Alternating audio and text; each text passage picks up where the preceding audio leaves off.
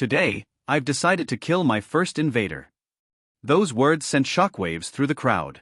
At that very moment, Winnie, strolling down the street alongside a group of young noblemen, came to an abrupt stop, catching the declaration. What a coincidence, he mused, a smile tugging at his lips. One of the noblemen stepped forward, concern etched on his face. "That invader is as strong as a knight. If we don't help him, he's as good as dead."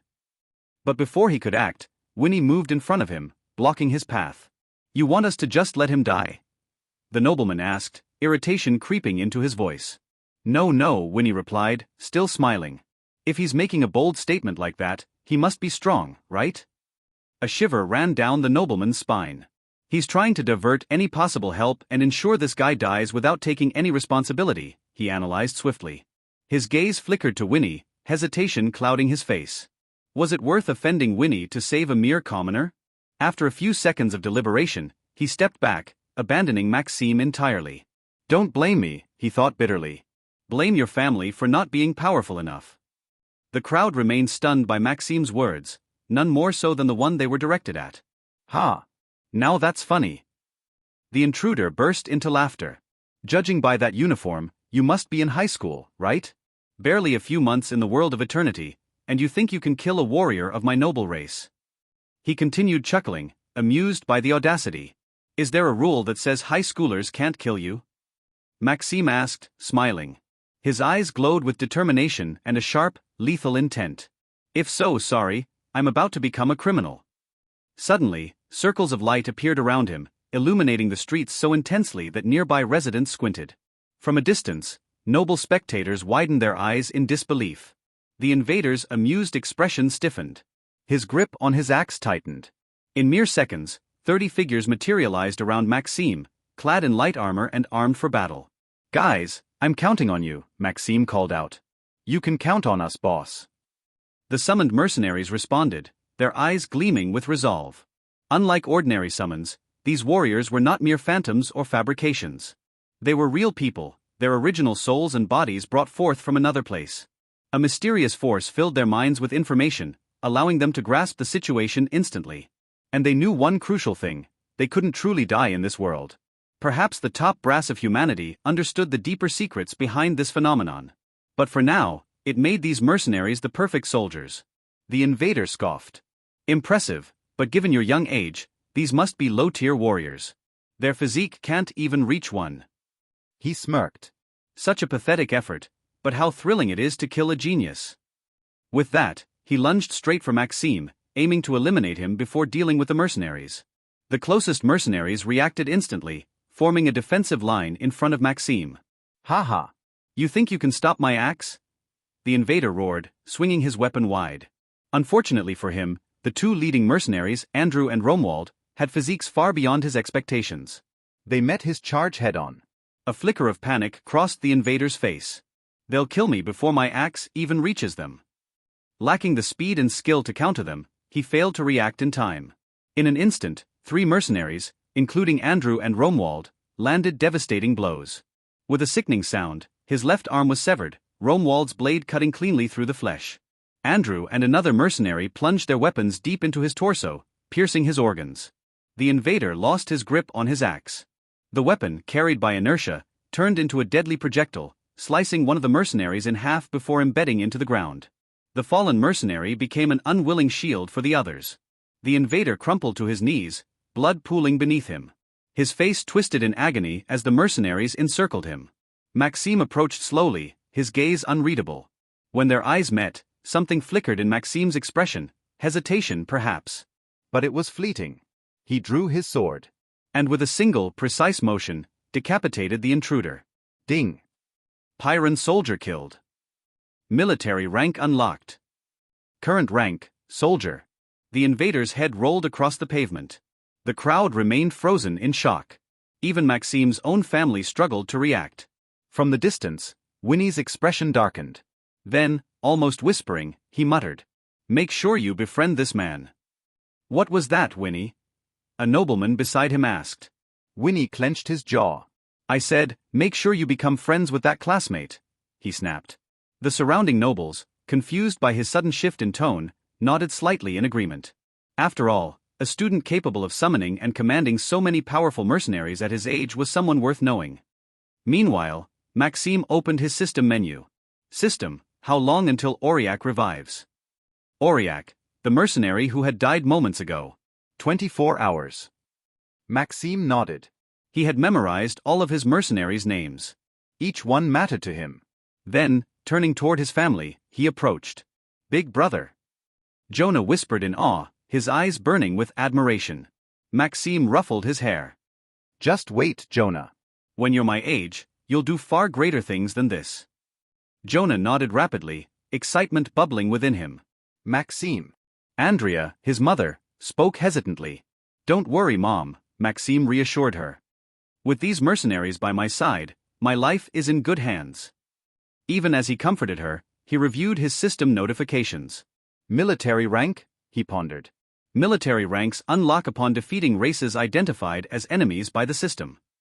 As a soldier, you will receive a monthly gold coin, redeemable whether you're in eternity or the real world. Not bad, Maxime thought.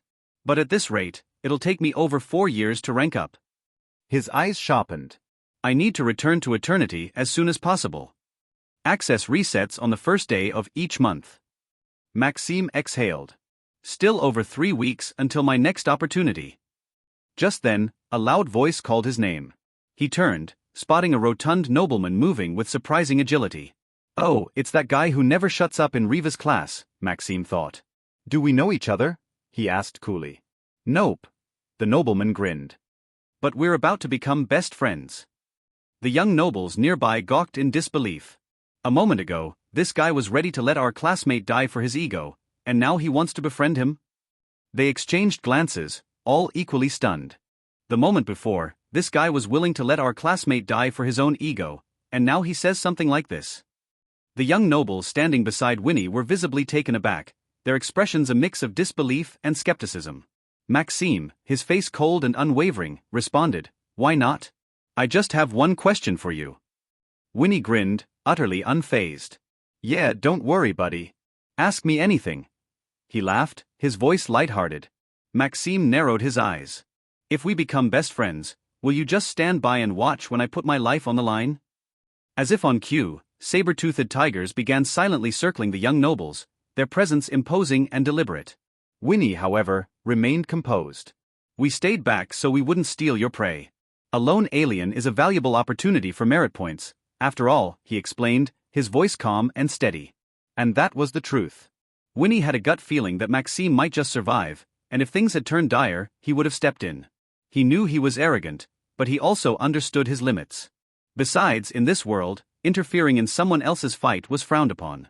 Merit points were distributed based on contribution, and nobody wanted to share their rewards. Maxime frowned but said nothing more. However, he didn't call off his mercenaries, allowing them to continue surrounding the nobles. The pressure in the air thickened, and some of the young nobles instinctively reached for their weapons. They were students, after all, trained in bloodshed and battlefield discipline. The atmosphere grew increasingly tense. Then, from behind them, a sudden burst of alien shouts shattered the silence. Glixorb, Trasmaflurp. Blipblork Znorgelzop, Fribbleblas. Maxime turned, his eyes sharpening as he saw 50 Pyran soldiers marching into view at the far end of the street. Leading them was a towering 2.5-meter-tall Pyran, its battle-worn axe raised high. The massive creature smirked, then roared something incomprehensible while pointing his weapon at Maxime. Zlorp Zap Quibatron. At once, the entire Pyran force let out bloodthirsty war cries and surged forward in a full-speed charge. Maxime felt his heart clench. Shit. 10 soldiers? They could escape with light casualties. 20? The battle would be brutal, but winnable. But 50? And with that behemoth leading them? Impossible. Maxime clenched his fists. He couldn't run. Not with so many human lives at stake. And certainly not with his family behind him. Taking a deep breath, he steeled himself. "Mom, Joanna, neighbors, paramedic friends, run," he commanded in a voice of iron. "I'll stay here and hold back the invaders." The saber-toothed tigers immediately moved to his side, understanding the weight of the moment. "Out of the question." Andrea cried, her voice laced with raw emotion. "Maxime, you're not a soldier. You're coming with us." Maxime hesitated for the briefest moment as he saw the moisture in his mother's eyes. The last time he had seen her like this was when she received the official government letter. The letter that confirmed his father's death at the front lines. He had been only 12. He smiled softly, drawing strength from the memory. Like Dad, I'll become a protector of humanity, Mom, he said gently. If I run today, I won't have the courage to stand in front of his grave. Winnie and the other nobles watched in silence. Andrea's face twisted in grief and anger. Your father was nothing but a coward who abandoned his family for his ridiculous ideology, she spat. Maxime's jaw tightened. He had been furious at his father for dying for strangers. He never even knew how his father had perished. The government's subsidies had been pitiful. If his mother hadn't worked 2 jobs, they would have lost everything. But this? Since when is dying to protect humanity an act of idiocy? His rage ignited. Maxime lifted his head, his eyes burning red with fury. I won't let you call him a coward. He was a hero, he roared. Without heroes like him, who would fight the invaders? Without them, how would humanity even still exist? A heavy silence followed. Neighbors, paramedics, young nobles, and mercenaries all stood frozen, watching the mother and son in stunned silence. Maxime exhaled sharply, rubbing his eyes.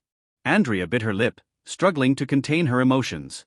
Forget it, Maxime thought. There's no time for this. His voice turned cold. Pietro, Izo, take my mother and brother and get them out of here.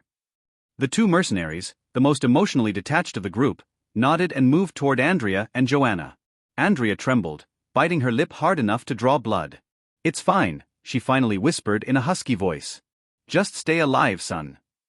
I'll kill you if you die, bro, Joanna muttered, his own eyes red. Maxime didn't turn around. He simply raised a fist toward the sky. A minute passed. The weight of the impending battle pressed down on everyone. Then, Winnie broke the silence. It's nothing personal, Maxime, but we're all going to die here. He sighed, looking around. You have 30 mercenaries. I have 5 young nobles. None of us have a massive army at our backs. Maxime glanced at him. Eternity is not a game, he replied. Its users are soldiers. And soldiers protect civilians. Why do you think society grants you so many privileges? Winnie let out a short chuckle. That's true. I just didn't expect this moment to come so soon. He shook his head, smirking. I always imagined myself as a great commander, leading 100 men, basking in glory. Maxime chuckled. You're pretty brave for an arrogant guy. Winnie puffed out his chest. In my family, the more arrogant you are, the braver you are. The young nobles beside him shook their heads, exasperated. That's another reason he's our leader, one of them laughed. Even if he's an idiot, he's famous in the noble circles. The saber-toothed tigers let out amused growls. Andrew, standing nearby, smirked. Well, he said, cracking his knuckles, it's been an honor to die with guys like you. Ha, don't jinx it. One of the nobles with green hair and blue eyes grinned. I've got a trick or 2 up my sleeve. Winnie snorted. Hey, Rolls, remember who was always the first to lose at hide-and-seek when we were kids? Shut up. Screw you guys. Rolls barked. Maybe today's the day I win. First time for everything. Laughter echoed through the air. Then silence. Because the Pyrans were now 500 meters away. Maxime and his allies took their positions. 400 meters. Every muscle in their bodies tensed. 300 meters. Ernest knocked an arrow. 250 meters. The towering Pyran general led the charge, his massive presence like a storm rolling toward them. 200 meters. Ernest pulled back his bowstring. 150 meters. He loosed his arrow. With a sickening thud, it pierced the leading Pyran, sending him crashing into the soldiers behind him. Nice shot, Ernest, Maxime murmured. Thanks, Chief, Ernest grinned. The squad's morale lifted just slightly. 100 meters. Maxime gripped his sword. 50 meters. He took a deep breath. Saber-toothed tigers, noble friends. Maxime declared. Charge. Hey, welcome to Firescale Audiobooks. If you enjoy our audiobooks, please consider subscribing to the channel. Also, feel free to share your review in the comments section below. Charge. Maxime's voice reverberated in everyone's heart, and like an electric shock, everyone ran towards the nearest Pyran soldier with a ferocious expression. The Pyran soldiers, seeing these weak humans charging towards them, laughed heartily, all the while uttering various strange cries.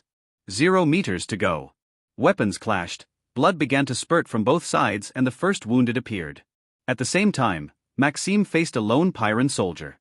This time I won't be able to hide behind my soldiers. And if I want to protect my family and the rest of the neighborhood, I absolutely must defeat him, thought Maxime as his gaze changed all at once. It was replaced by a surprising calm and determination. The red face of the Pyrran soldier in front of him was clearly visible, as was the axe heading dangerously towards him. Somehow I'm no longer afraid, Maxime thought. Even he was surprised by his calm. Even he was surprised by her calmness, and a flame ignited in him as adrenaline coursed through his body. This axe, it's so slow, he murmured, his eyes shining. With extraordinary footwork, he narrowly avoided the axe, which fell just inches from his left arm. This guy is much weaker than the previous Pyrran soldier. He must have at most 1.5 physical points. Just as in his first fight in the world of eternity, his sword felt extremely light, as if it were part of his body and the world was slowing down. He concentrated his strength on his right leg and literally flew away. Before the Pyrran soldier's stunned eyes, Maxime spun in the air before bringing his sword down at lightning speed. The next instant, the Pyrran soldier's head flew off and blood spurted from his neck. Maxime landed behind him, and a few seconds later the imposing body of his victim fell heavily to the ground. The nearby Pyrran soldiers were momentarily stunned by his agility and fighting prowess. The young nobles and mercenaries nearby were able to briefly observe the performance. "That guy's crazy, and really strong," exclaimed Winnie mentally as a certain shiver ran through her body. "It reminds me of the time when he protected the village. He also showed amazing agility, but it didn't show up after that," Andrew commented silently as he more or less easily avoided his opponent's attacks. But the most astonished and proudest were the new recruits to the mercenary group. "Shit, our leader is that strong," said one of them aloud. "Great, maybe we've got a chance of winning this battle," commented another excitedly. Initially, these new mercenaries weren't very motivated, since they didn't belong to this world and above all, they didn't see any hope of winning this battle. They simply had no choice but to fight, because if their leader died, they would all have to stay in this world forever. This would mean abandoning their families and friends in the world of eternity. Besides, how could they abandon the immeasurable benefits of Maxime's magical talent? This talent represented their future. A future filled with glory and wealth. Of course, they knew their leader was strong, but to them at most he was only slightly stronger than the group's trump cards, namely Andrew, Ernest and Romuald, all of whom had exceeded 2 physical points. But such agility in combat, even when fighting someone with a physique inferior to his own, is very rare. Soon, several Pyrran soldiers in Maxime's vicinity reacted and swung their axes at him. "I can see the trajectory of their attacks," mentally analyzed Maxime at a glance. One way or another, Maxime managed to dodge the various attacks and began to retaliate violently against the Pyrran soldiers. But this time, Maxime had a few complications, for although he was able to inflict wounds on his opponents most of the time, these proved to be light ones due to the Pyrran soldiers taking great care to protect each other. A few minutes later, as the sounds of battle began to fade, Maxime had managed to take down 2 more Pyrran soldiers and seriously wounded 3 enemy soldiers. Unfortunately, he himself was wounded in several places and covered in blood. Yet his eyes were as clear and combative as ever. As he blocked yet another axe, a shattering cry was heard from behind his opponents. They momentarily stopped their attacks. Seeing the opportunity, Maxime took a deep breath and shouted back. "Stop the fighting, we're gathering at the initial position." Within seconds, all the survivors managed to disengage from their targets and gather around Maxime, who himself had retreated some 30 meters. At a glance, Maxime could estimate the number of survivors. There are only a dozen of us left, all at least slightly wounded and above all tired. This number didn't make a single one of his eyelids flutter. "That means at least 20 of our comrades fell in those few minutes," Maxime commented silently, still impassive. But inside, his rage was making his body boil, and the more his eyes roamed over the dismembered bodies, the more he boiled inside. But somehow he managed to calm down. Particularly when he noticed that the 5 young noblemen were still alive, in a pitiful state to be sure, but still alive. He also saw Tenna with red eyes and trembling legs. And indeed, of his 30 mercenaries, only Andrew, Romuald, Izo, Tenna and Ernest were still alive. She'd probably seen her brothers die before her eyes, and even if they could return in the next 24 hours, it was still traumatic. Maxime also saw Ernest slightly angry. This man with light blue eyes, always calm and looking more noble than even true noblemen, had literally changed his face. Probably because of Rodrigo's death. But to Maxime's surprise, the young noble seemed rather calm despite the long minutes of fighting. "Ha ha ha, so exciting!" shouted Winnie, making a striking contrast with the general mood. Seeing this, Rena approached Winnie with an aggressive stance, ready to do battle with him. Even Ernest had a very dangerous look towards Winnie. "You've got to be kidding me. Over 80% of our mercenary group has been decimated and you still find the opportunity to laugh," she shouted, inches from Winnie's face. "What are you talking about? You're going to be resurrected in the next 24 hours. But we've just risked our lives without being resurrected. So if I feel like laughing, I'll laugh," replied Winnie with a provocative smile. Rena was about to start fighting, but a voice came from behind him. "The hardest part is yet to come," said Maxime calmly, his back still turned. With the initial prestige cumulated with the prestige he had just acquired during this battle, Riva didn't dare continue and returned to his position with his anger. "Bahaha, good doggy," laughed Winnie. Maxime moved his head slightly and looked at Winnie out of the corner of his eye. The latter met Maxime's gaze and felt fear seize his body, as if a high-class beast were about to pounce on him. Maxime quickly withdrew his gaze, but for Winnie this brief moment was one he would remember for the rest of his life. When much later, having surpassed all expectations and attained the majestic position of lieutenant colonel with a battalion of 800 men under his command, he would be ambushed by a military unit 10 times more powerful than his own. His deputy, panic-stricken, will notice the absence of any emotion on his face, and will then ask, "Lieutenant Colonel, aren't you afraid?" Winnie will reply word for word, "In this world, there's only one person who can scare me." Unaware that he had traumatized someone for life, Maxime looked closely at the figure that had just appeared. His red skin was much darker than that of ordinary Pyrrhan soldiers, and he was also 50 centimeters taller than his fellows. So, at 3 meters tall, Maxime sensed that he was about to face the strongest opponent he had ever encountered. "Somehow, I have the impression that this Pyrrhan is as strong as Instructor Riva," Maxime murmured as he braced himself for any irregular movement. However, Maxime's allies didn't find anything special about this Pyrrhan, so they were slightly more relaxed than Maxime. At that moment, the imposing Pyrrhan smiled mischievously, making Maxime feel a huge sense of danger. "Not good," mentally shouted Maxime in panic. And indeed, dropping the Pyrrhan soldiers at his side, he rushed like a flash towards Maxime's team and the young nobles. Maxime only had time to see a flash pass him by and determine the direction of the new threat. "It's heading for Andrew." Boom. Turning around, Maxime saw a figure fall violently backwards several dozen meters. A morbid silence was produced, as everyone noticed the power of this Pyrrhan. The young nobles, with the exception of Winnie, who had hitherto been rather calm, began to shake their hands. Maxime's mercenaries looked pale as the red-haired man lay motionless on the ground. While the invader who'd committed the crime stood in the same spot where the impact had taken place, very calm. Then he opened his mouth. "Young humans, I've underestimated you a little.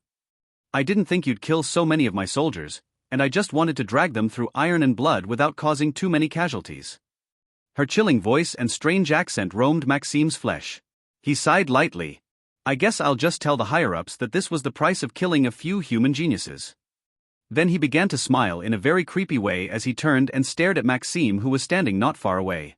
Romuald, Izo, Tenna and Ernest reacted immediately, trying to move in front of Maxime. Unfortunately, the Pyrrhan squad commander was moving too fast for them to protect Maxime. Their eyes fell on Maxime in despair.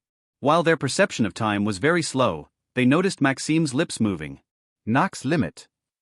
Members of the mercenary group Les Tigres, Audense de Sabre, have their physical abilities increased by 50%. Followed by a mysterious voice, an unknown energy appeared in their bodies, making them boil from the inside. It coursed through their bodies, strengthening them drastically. At the same time, Commander Pyrrhan smiled cruelly as he swung his axe at Maxime. In an instant, he stood in front of Maxime, their size differences in stark contrast. But when he saw Maxime's eyes turn from light blue to translucent white, his strong body, of which he had always been proud, trembled with fear. Me, Joya, a Pyrrhan commander trembles with fear in front of a small human high school student. How can that be? My physique has already reached 3.9. Joya's eyes shone with perplexity, but this only strengthened the force in which he put his attack. Boom. The ground where Maxime had once stood was shattered into 1,000 pieces, creating a small crater. But Maxime's body was nowhere to be found. Shit, where's the kid? Joya thought fearfully. The next moment, he heard a soft, murderous voice to his right. Die, damned invader. Maxime seemed to fly through the air as he stood at the same height as Commander Pyrrhan. Then, with a fluid gesture, he swung his sword at Joya's neck. But his sword stopped in the middle of Joya's strong neck.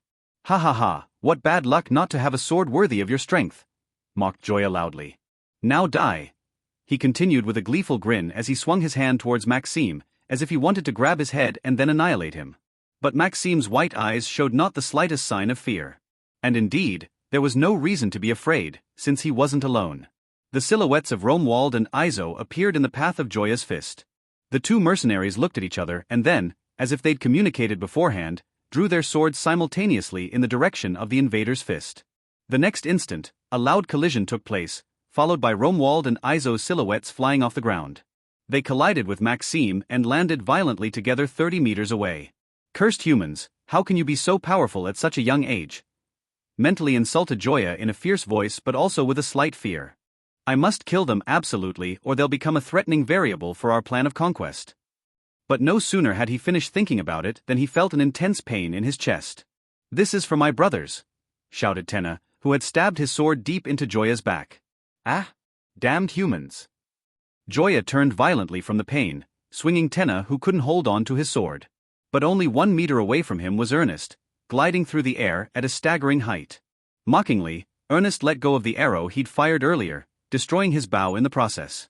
But without a doubt, it made for the most powerful arrow he'd ever shot in his life. Fuck! This time, you won't get me! Shouted Joya as he arched his back in an astonishing fashion, allowing the arrow to avoid his eyes and pass over him. But strangely enough, he wasn't happy. And indeed, a bloody red-haired figure arrived below him. Then, with a powerful leap, he decapitated the remaining half of Joya's blow. His heavy head rolled over the body and his imposing body fell to the ground under the watchful eyes of Maxime and his mercenaries, but also of the young nobles. It was Andrew who had been severely wounded earlier, but Maxime's active talent enabled him to heal his wounds to a large extent and thus deliver this final blow. Ding! Commander Pyron killed. Military rank unlocked. Current military rank, Corporal. Military rank unlocked. Current military rank, Master Corporal. Military rank unlocked. Current military rank, Sergeant. Military rank unlocked. Current military rank, Master Sergeant. Military rank unlocked. Current military rank, Warrant Officer. The remaining Pyron soldiers saw their leader fall and didn't dare stay any longer. But as they ran, all their heads flew off, one after the other. It had all happened very quickly, and the perpetrators of this deed were also quick to return to the young nobles, whose eyes were filled with wonder. The young nobles had starry eyes as they looked at Maxime and his mercenaries in the wake of what they had seen, with the exception of Winnie who lowered his head. Well done everyone, now I'm going back with my mercenaries to see what happened to my family and neighbors, Maxime declared in a calm tone with his white eyes staring at the young nobles in front of him. The latter barely reacted to Maxime's words, nodding unconsciously. So Maxime set off again with his mercenaries, full of wounds and blood, to catch up with his family and neighbors and see if they were safe. A few minutes later, one of the young noblemen finally opened his mouth. My God, what have we witnessed? Is this guy really our age? How did he get so strong? Asked another. In response, Winnie finally raised her head, then replied to the two young nobles who had just intervened. I don't know, but that guy's a monster. Otherwise, I wouldn't have been so scared when I met his eyes. Crossing several completely destroyed streets, Maxime and his few mercenaries arrived not far from a defensive line. Several military vehicles were on fire, and some 50 soldiers were engaged in fierce hand-to-hand combat with Pyron soldiers. Sergeant Frost, we're not going to be able to hold out much longer at this rate, shouted a young man in military garb as he finished off a Pyron soldier by plunging his sword into his heart. And what do you want to do, soldier? If we retreat, countless civilians will be slaughtered, replied an imposing man in military garb with a scarred face. He was facing 3 Pyron soldiers at a time, showing extraordinary strength compared to the rest of the soldiers. As he pushed his opponents back, he issued an order. Soldiers, reinforcements will be arriving soon, so resist these damned invaders with your bodies and protect our families. Yes, Sergeant, replied the human soldiers in combat. Seeing the situation and listening to the short dialogue, Maxime intervened. Take care of those vermin, he ordered sharply as they ran together. Yes, sir. Andrew, Romuald, Izo, Tenna and Ernest split up and began slaughtering the enemy troops, while Maxime ran straight towards Sergeant Frost. On the way, he came across the 3 Pyron soldiers from behind and punched one of them in the back. The latter arched his back in pain and fell heavily to the ground. The Pyron soldier's eyes were still open as he breathed heavily. Maxime appeared standing beside him. If my sword hadn't been stuck in that cursed Commander Pyron's body, I wouldn't have had to make that second blow, Maxime muttered, slightly irritated. The Pyron soldier opened his eyes wide at this, then a fist came swiftly in front of him. Boom! His brains and blood scattered over several meters, staining Maxime's ordinary student clothes. Shit, I hadn't planned that, Maxime continued, even more irritated. Sergeant Frost's eyes widened at the sight of a young man his son's age being so fierce. But he still asked in a serious tone. Where are you from, soldier? State your registration number, the status of your unit and who's in charge. No registration, no unit and in charge, my mother, replied Maxime with an ironic smile. I'm still in high school, he continued. Monster, Sergeant Frost blurted out unconsciously. No, forgive me, young genius, it just came out, haha, he continued, slightly embarrassed as he ran his hand over the back of his head. Maxime shook his head with a smile, showing that he didn't care. Then he stared at the two Pyron soldiers who had remained nearby. They hadn't dared move since Maxime had appeared. During this short discussion, the content of which they had only slightly understood thanks to their limited knowledge of human language, they could hear their fallen comrades. Indeed, during this short time, the 5 saber-toothed tigers were coming to the aid of the most embattled human soldiers and exterminating absolutely everything in their path. Soon silence reigned as the human soldiers and Maxime's mercenaries surrounded the 2 remaining Pyron soldiers. A simple eye contact between Maxime and his mercenaries was enough for the latter to understand that he could finish off the last 2. 2 corpses fell to the ground. Simultaneously, the surrounding soldiers looked at the 5 young men who had just saved their lives. But the latter remained impassive as they silently joined Maxime and stood behind him. Sergeant Frost, have you seen any locals passing through here? Asked Maxime, ignoring the strange looks on his face. Well, a lot of civilians have passed through here, replied the sergeant hesitantly due to the lack of details. Ah well, some villagers did ask us to go and rescue some youngsters, but they told us there were about 30 of you, exclaimed the sergeant excitedly, before looking sad to see only 5 youngsters return. Seeing the sergeant's slight sadness, Maxime smiled and said, there were 35 of us. But before the sergeant could say anything, Maxime continued. 25 of my mercenaries died on the battlefield resisting the Pyron soldiers, but there were 5 youngsters who were with me, and they're still alive. They should be arriving soon. Mercenaries? Replied the sergeant without really meaning to, then after some time of reflection he finally made the connection. Shit, since when are leaders of men, especially high schoolers, so powerful? Continued the sergeant, laughing loudly. The soldiers nearby were equally surprised. They all thought they were geniuses who had banded together to gain military merit. What big family does this guy come from to hire such powerful men? Exclaimed one soldier. I can't even imagine the salary it takes to hire 2-star mercenaries who've reached their maximum potential, replied another. 2 stars, you're sweet. To do what they've done, they're at least 3-star mercenaries, commented a third with an ironic smile as he carefully cleaned his bloody sword. Various gossips erupted in the wake of Maxime's strength. But as the soldiers talked among themselves, Maxime decided to leave. Sergeant Frost, do you remember where the people who asked you to save us went? He asked, wanting to get back to his family as quickly as possible. Yes, they went to shelter No. 34 in Bourgeois District No. 3. Maxime frowned when he heard Quartier Bourgeois, as it was well known that there was a lot of discrimination in this kind of neighborhood, not to mention the fact that shelter space was limited. Thank you, Sergeant, Maxime replied with a military salute. Let's go, guys, Maxime ordered, turning and looking at Andrew, Romuald, Izo, Tenna, and Ernest. Then they took off running in the direction of the Bourgeois District N-3. With their physique, they were much faster than the best athletes in the days before watches. The human soldiers and Sergeant Frost looked on in admiration and gratitude as the young men saved not only their own lives, but also those of the people they were protecting. Maxime and his mercenaries made their way through several ruined districts, helping soldiers where they could, but also citizens who were protecting their families. Unbeknownst to Maxime, the reputation of a genius with long blood-covered blonde hair and white eyes, accompanied by 3 young men and a young woman, was spreading across the city's battlefields.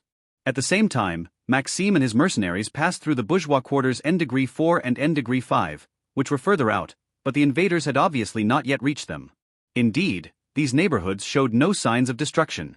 There were even well-to-do families unaware of the danger they were in as they dined quietly on their terraces, frowning with contempt as Maxime and his men, covered in blood, passed by their homes. Maxime paid them no heed and continued on his way to shelter No. 34. A few minutes later, Maxime spotted his family in the distance. Nox limit deactivated. The sudden reduction in their physical strength was so drastic that Maxime and his men lost their balance slightly. No sooner had they regained their balance than Maxime's eyes turned blue again and his breath quickened due to physical exhaustion, but he soon managed to regulate it even though he still felt tired. So there are always side effects. I suppose it's normal, even extraordinary, to have only this, given the power we've been able to obtain, Maxime thought calmly. Andrew, Romuald, Izo, Tenna and Ernest seemed to be in a much worse state as they were sweating profusely and their breathing was much more jerky. Minor stamina skill, slightly improved stamina. It must be thanks to that, I guess, Maxime analyzed, looking at his status page.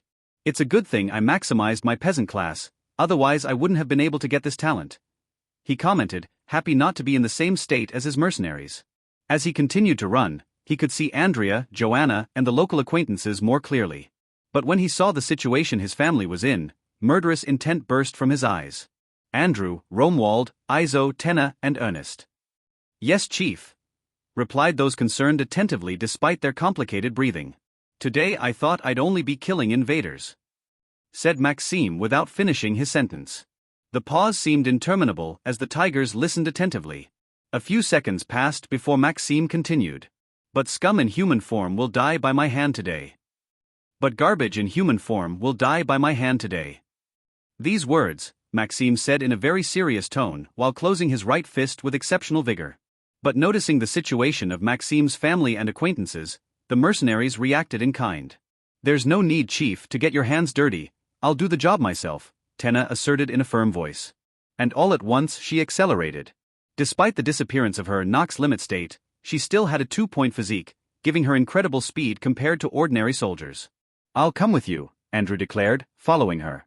Romuald, Izo and Ernest followed in silence. This made Maxime smile slightly, even if it didn't diminish the murderous impulses in his heart. Indeed, in the distance, his family and acquaintances had guns pointed at them. They were threatened just outside the door of an unknown metal shelter over 3 meters high.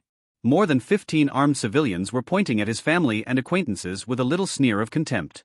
We've already told you, this shelter is reserved for important people in town, threatened the man leading them. He was seated in front of them, on a rather imposing rock. No, the shelters were built for anyone living in the city, replied a rather elderly woman. But despite her wrinkles, her looks showed that she had been a very beautiful woman in her youth. However, her explosive temperament, combined with her short haircut, broke any image of a gentle woman one might have had of her.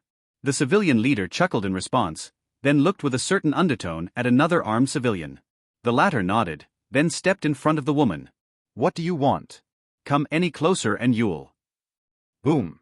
She didn't have time to finish her sentence before she was struck by a cross-shot from the civilian's weapon, and fell to the ground.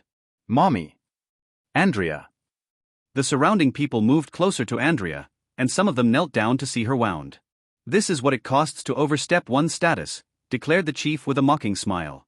Now beat it, he continued, waving his hand. Rising slowly to her feet, Andrea didn't seem to want to turn back as she stared fiercely at the men in front of her. What? Do you really want to die today? Threatened the civilian who had just struck Andrea with dangerous eyes. But as he stepped forward once more to strike, he felt a slight wave of cold on his neck. Then, somehow, his vision changed without him being able to do anything about it. Finally, when she seemed motionless, he could see the eyes of his friends and his leader filled with surprise and fear. With the last of his strength and as his vision blurred, he noticed a silhouette of a woman with a sword and blood running down the end of it. He saw a slight movement of her lips. Striking the chief's mother, how thoughtless.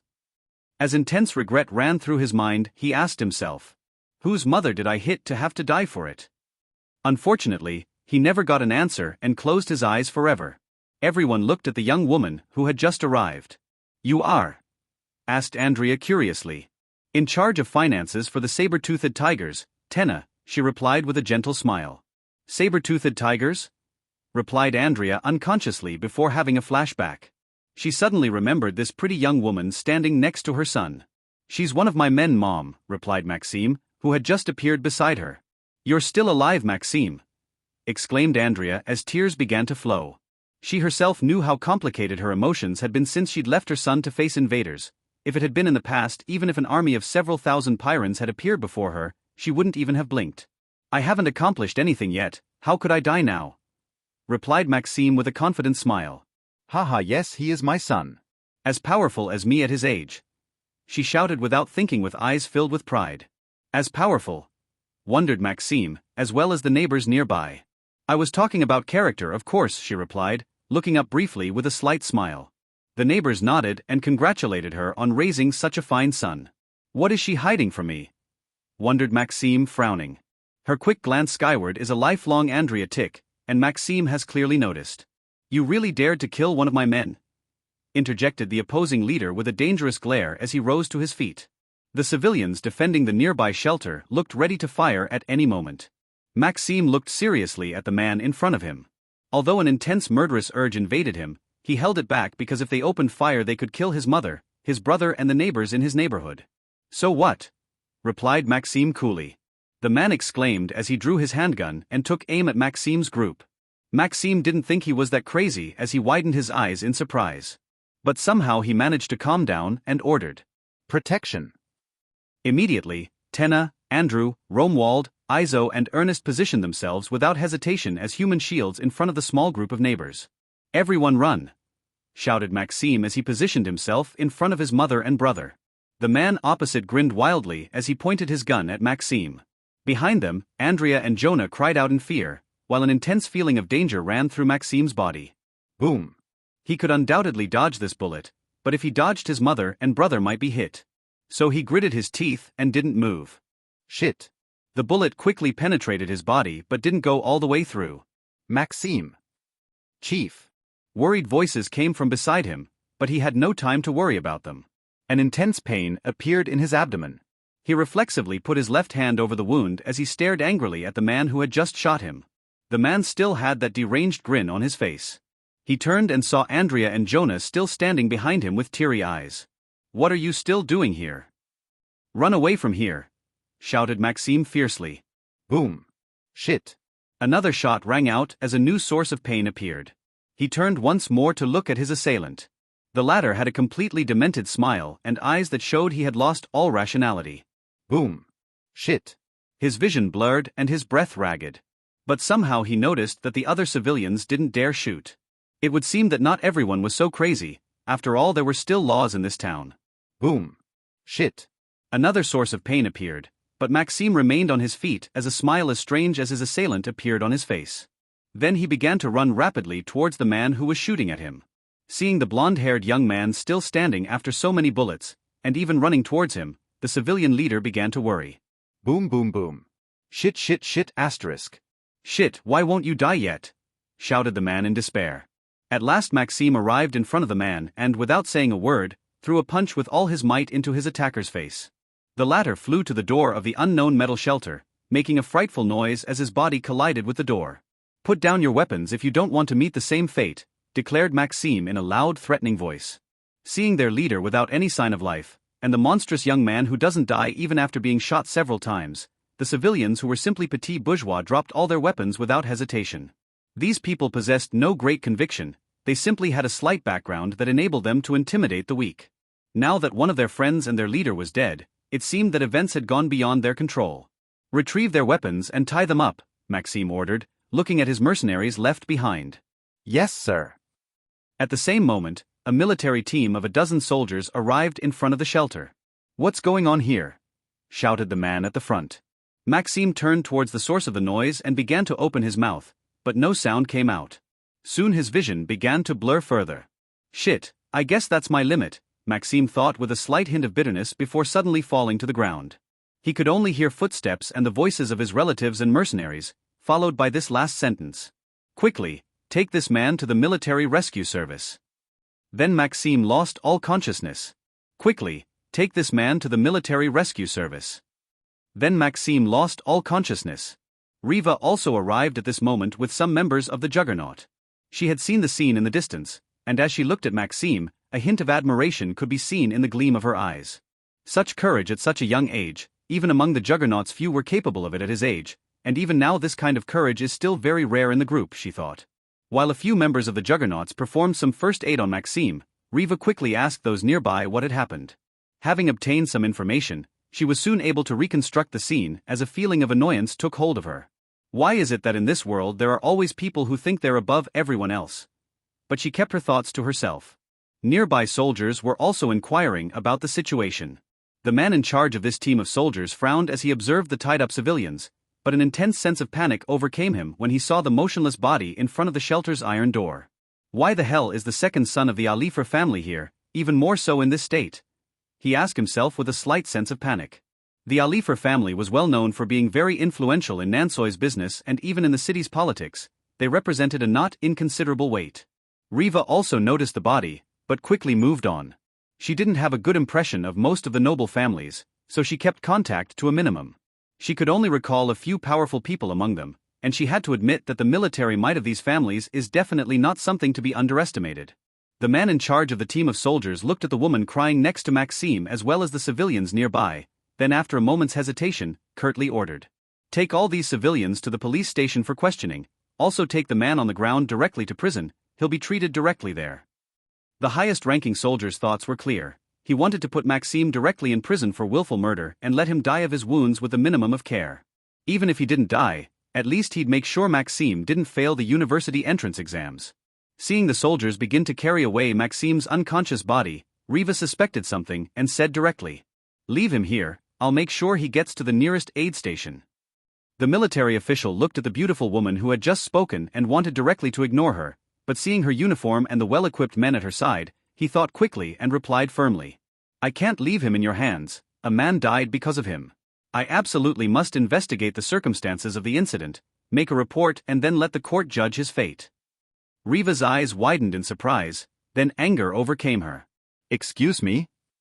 "The circumstances are quite clear. The dead man targeted civilians. Then this courageous young student ordered his men to position themselves in front of the civilians with the sole intention of protecting them. It was only when fire was opened that he fired back. That's just the opinion of a few witnesses. Procedure means we still have to take him with us," the officer in military uniform calmly replied. "Then you'll have to go over my body if you want to take it away," retorted Riva as she positioned herself in front of the official. Behind her, the two soldiers applying care were at a loss as to how to react. "Oh, what an unconscious and energetic young woman, let's see you stop me," smiled the man in charge with a hint of lechery as he advanced towards Riva. "Wait, Chief, it's Madame Riva from the Juggernaut Group," intervened one of the nearby soldiers seeing the situation escalate. "Riva?" the uniformed officer unconsciously asked aloud. Soon he remembered some military exploits that had recently caused a stir, and wanted to say something, but unfortunately a heavy punch had landed on his chest in the blink of an eye. Such was the inertia of the punch that he flew a few meters before landing with difficulty. "How dare you?" questioned the man in charge angrily as he painfully placed his left hand on his abdomen. "I dare," replied Riva angrily. Remembering his identity, the man in charge hesitated for a few moments, then gritted his teeth and ordered his men. "It's all right, let the Juggernaut mercenaries deal with this man first." His men nodded, but took with them the shackled civilians and the body of the Alifer's second son, completely inert. "Vice-Commandante Riva, are you sure this kid is worth offending the police?" asked a tall man with an imposing build carrying an axe on his back. "Without a doubt. Now we're taking him to the nearest aid station." "Excuse me, may I accompany you?" "I'm this boy's mother," Andrea asked, her eyes full of determination. "Of course," agreed Riva. Omega Sector Central Hospital. The eyelashes of a young man with blonde hair moved slightly. Then his pale blue eyes opened directly. Confusion invaded him as he observed the various cables connected to his body and the machines surrounding him. Then came the smell specific to hospital wards, which made him aware of the environment he was in. "Max, you've finally woken up," shouted a small, half-asleep-looking young man loudly. "Jonah. What day is it? Where's Mom?" "Don't worry, you only slept for 3 days, you didn't miss much. And Mom's at home resting." I see, so now it's Thursday, is it?" replied Maxime as he began to unplug everything. "Yes, but big brother." "Don't worry, no bullet was left in my body. But you lost a few organs anyway." "Yes, but with my physique, they've long since regenerated," Maxime reassured him with a slight smile. Physique represented not only strength, speed and endurance in battle, but also speed of recovery. In this world, regenerating an arm naturally was possible as long as the physique was sufficient. Comparatively speaking, regenerating a few organs in 3 days seemed relatively ordinary. After exchanging a few sentences with his brother, Maxime had already pulled the plug. "Jonah, what happened to the guy who put me in this state?" asked Maxime casually. He's dead, big brother, but. Jonah hesitated to finish her sentence. What's the matter, little brother? Added Maxime, frowning with a bad feeling. Well, we've been having a few problems with Mom ever since. Jonah looked both sad and angry as he looked at Maxime with slightly red eyes. Problems, in other words? Replied Maxime as a dangerous aura began to emanate from him. Since his trip to eternity and his recent experience on the battlefield, Maxime's hands were already stained with blood and his mentality had changed significantly. Although it was still far from the aura of a seasoned mercenary, it was enough to intimidate people who had never experienced a real battlefield. But for Jonah, this aura reassured him and gave him the confidence to explain everything to Maxime. After hearing everything, Maxime clenched his fists fiercely, then took a deep breath and calmed down, then summed up what had happened in his head with a clear head. So that explains why Mother is at home today. Maxime thought after a moment's reflection. At the same time, in a luxurious office, a man in a suit was sitting on a chair covered in leopard skin. Sitting there, he was like a mountain with a wild and dangerous aura. Opposite him, a confident young man told him the latest news. Father, we're well into our revenge. Seeing his father still guarding him calmly without saying a word, the young man continued. The murderer's little brother is now harassed every day by his classmates, and he's also beaten up every day by teenagers older than him on the way home from school. What about his mother? Asked the man with the power-filled aura. The company she works for belongs to a friend of mine. I asked him to give her a workload far beyond her capabilities. Yesterday she argued with her superior, then left work cursing and saying she was working remotely today. Of course, this morning she must have received her letter of dismissal for abandoning her post. The young man looked relatively proud as he finished his report to his father. He had called on his network and asked for many favors. The imposing man rose to his feet and, with a heavy step, came face to face with his son. The previously confident young man's confidence was plummeting as fear began to invade his body. And not for nothing, after all, his father was a legend in Nansoi. Not only did he belong to the famous Alifer family, he was also its patriarch. And it was well known that to attain the position of patriarch of this family, one had to have at least a 3.5-point physique. Suffice to say, he was a monster in human form. Even the best student in the country, who took the competitive exams every year, rarely had a physique exceeding 3 points. Knowing that the further you advance, the harder it is to improve.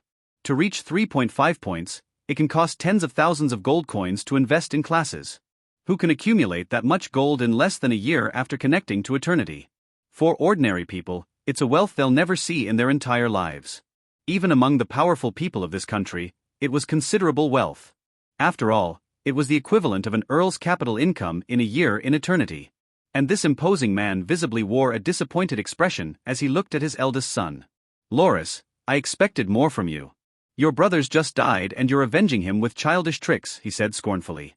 Loris bit his lip, having invested so much effort he was still despised by his father.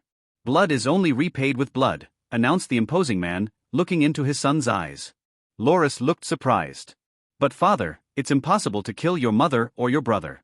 Even with the power of our family, it would be difficult to cover this up, Loris retorted with concern. The father sighed to see his son so thoughtless. But he reassured himself that the second one to die was stupider than an animal. After all, you really have to be devoid of intelligence to shoot civilians just to prevent them from getting into a shelter. Such an affair was also complicated to camouflage for their family. In the end, it's not so bad that the idiot's dead, thought the Alifer family patriarch. Who told you to keep touching his brother and mother? He questioned slyly. Maxime? But he's powerful enough already, it's become complicated to go after him by ordinary means. Replied Loris worriedly. What a stupid son. You're still more powerful than him, aren't you? And there's something coming up soon. Loris thought for 2 seconds, then a sudden illumination attacked him. Back at the hospital, Maxime rose from his bed and left the room with Jonah, whom he followed in a hurry. Coincidentally, Maxime and Loris thought simultaneously in 2 totally different places. Alifa family, eh? See you at the university contest, Maxime thought, while anger could be seen in his eyes. Maxime, just wait for the contest and enjoy the last moments with your family, Loris thought, looking at his father with an arrogant, menacing smile. Maxime left the hospital in his patient's clothes under the questioning eyes of the nursing staff and patients. This scene was quite common, but it was usually people of at least 25 years of age who went out in this way. For those daring to risk their lives in eternity, it was usually at this age that they reached a superhuman stage in terms of recovery speed. But obviously Maxime was only an 18 or 19-year-old high school student, hence the surprise of the onlookers. Ding! As Maxime crossed the threshold of the hospital door, his watch chimed. Soon a text appeared in front of him. Report to the host that all mercenaries have recovered and are ready to fight. Maxime smiled slightly at this news and it reassured him. After all, he'd clearly seen his men die in front of him, so even though he knew they'd be resurrected in less than 24 hours, he'd never seen a resurrection with his own eyes. Who knows, maybe there were special conditions for success. But obviously, even if there were, his men weren't affected. Looking at the sun above him, Maxime guessed it was around 9 a.m., so he was simply planning to go to class. Jonah's going to meet Mum at home, ask her to help teach you your lessons, and you tell her to look up the school curriculum on the internet so you're not behind your classmates. But big brother, do you think I should stay at home forever from now on? Asked Jonah worriedly. No, I'll be taking care of everything soon. Not only will you be going to school, but you'll be going to the best schools in the world, Maxime reassured her with a confident smile. Jonah's eyes filled with stars as he exclaimed. All right, big brother. I know you're going to kick ass at the competition. Tear it up? Yeah, I'm gonna kick ass. Maxime found the expression funny before nodding with a menacing smile, although it disappeared the next moment as if it were an illusion. As Jonah returned to the family home, Maxime headed first for a clothes store, then quietly exited under the strange eyes of the store assistant. 10 minutes later, he arrived at the school gate without a hitch. It would seem that the Alifer family knows that it would take either a very powerful man to threaten me or a squadron of elite men, but in either case it would require too much effort, Maxime analyzed calmly, hands in his pockets as he crossed the main entrance to his school. When numbers and quality come together, it really makes for explosive development at the very beginning of eternity. Nox Limit is truly a demonic talent. Even if the Patriarch Alifer were standing in front of me, he could hardly kill me with so many elite mercenaries under my command. That's just the beginning, a really strong man could still easily kill me. There are also these mysterious knights who could pose a threat as well as several other strange phenomena. Eternity is a world full of possibilities and mysteries. Incidentally, I wonder if I get the knight method, can I become one? What about my mercenaries, would that be possible? It's a shame that in high school it's an area we don't talk about. As various thoughts raced through Maxime's mind, he arrived at his classroom door. Behind the door, he could hear his foreign language teacher speaking in Pyran. Without knocking, he gently opened the door and calmly walked through. All eyes in the class were on him. Admiration, jealousy, doubt, various emotions ran through the class. But Maxime only glanced at his classmates before looking at his teacher, then said simply, I'm sorry I'm late, Professor, but I couldn't come earlier. That's all right, Maxime, go and take your seat, replied the teacher with a slight smile. Thank you, Professor. Maxime was slightly taken aback, for normally this teacher would dismiss any student arriving late, which was why he didn't want to knock before entering. But moving on, he glanced quickly at Samuel, who was making a dynamic hand gesture. Maxime walked over to his best friend and quietly settled into his chair as the teacher resumed his lecture. So I was saying that it was very important when communicating with Pyran soldiers that you combine your words with gestures, otherwise your words could mean totally different things. Indeed, Pyran language is a mixture of gestural and written speech, so really pay attention to this. Seeing that the course was interesting, Maxime looked at Samuel and said, How are you, Sam? Could you pass me a sheet of paper and a pencil? Samuel opened his eyes wide and exclaimed in a whisper, Dude, you come to class like a flower and the first thing you ask me for is a sheet of paper and a pencil? Yeah, what's the big deal? Retorted Maxime with curious eyes. I guess that's to be expected since you were unconscious. Samuel tapped his forehead lightly. But after that a broad smile was seen on his face as he exclaimed still in a whisper, Dude, you're famous. Maxime looked surprised, then asked, also in a whisper, What do you mean I've become famous? Samuel quickly took out his phone, went to TalkTick and typed on the search bar, Today, I've decided to kill my first invader. Maxime glanced curiously at Samuel's phone until the page loaded, then directly displayed the first video. The title read Part 1 of 4, Today I decided I would kill my first invader. Just below it, the video launched as a Pyran invader appeared in a wide shot. The viewpoint of the video was from the balcony of one of the neighboring houses, with an excellent view of the street. The Pyran soldier was emerging from a burning house as it collapsed in on itself. In his right hand, he was visibly dragging a human woman with disconcerting ease. The Pyran soldier exclaimed with a playful smile, Oh my, it's busy in here. Samuel didn't dare turn on the sound of the video, so Maxime simply read the subtitles that appeared.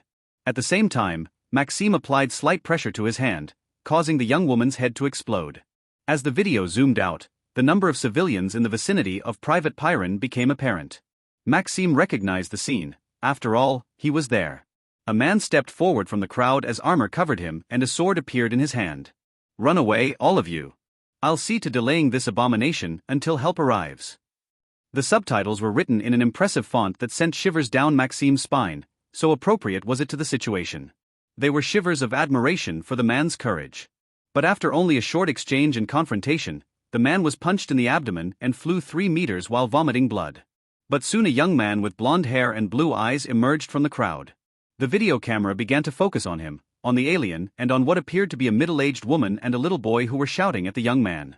But the young man remained indifferent as epic music appeared in the video. Samuel had turned up the sound just a little, just enough to hear the music. Then the young man of impressive courage moved his lips slightly. At the same time subtitles appeared on the screen. "Today I decided that I would kill my first invader." The video ended with this as the app advised to go to the video part 2 of 4.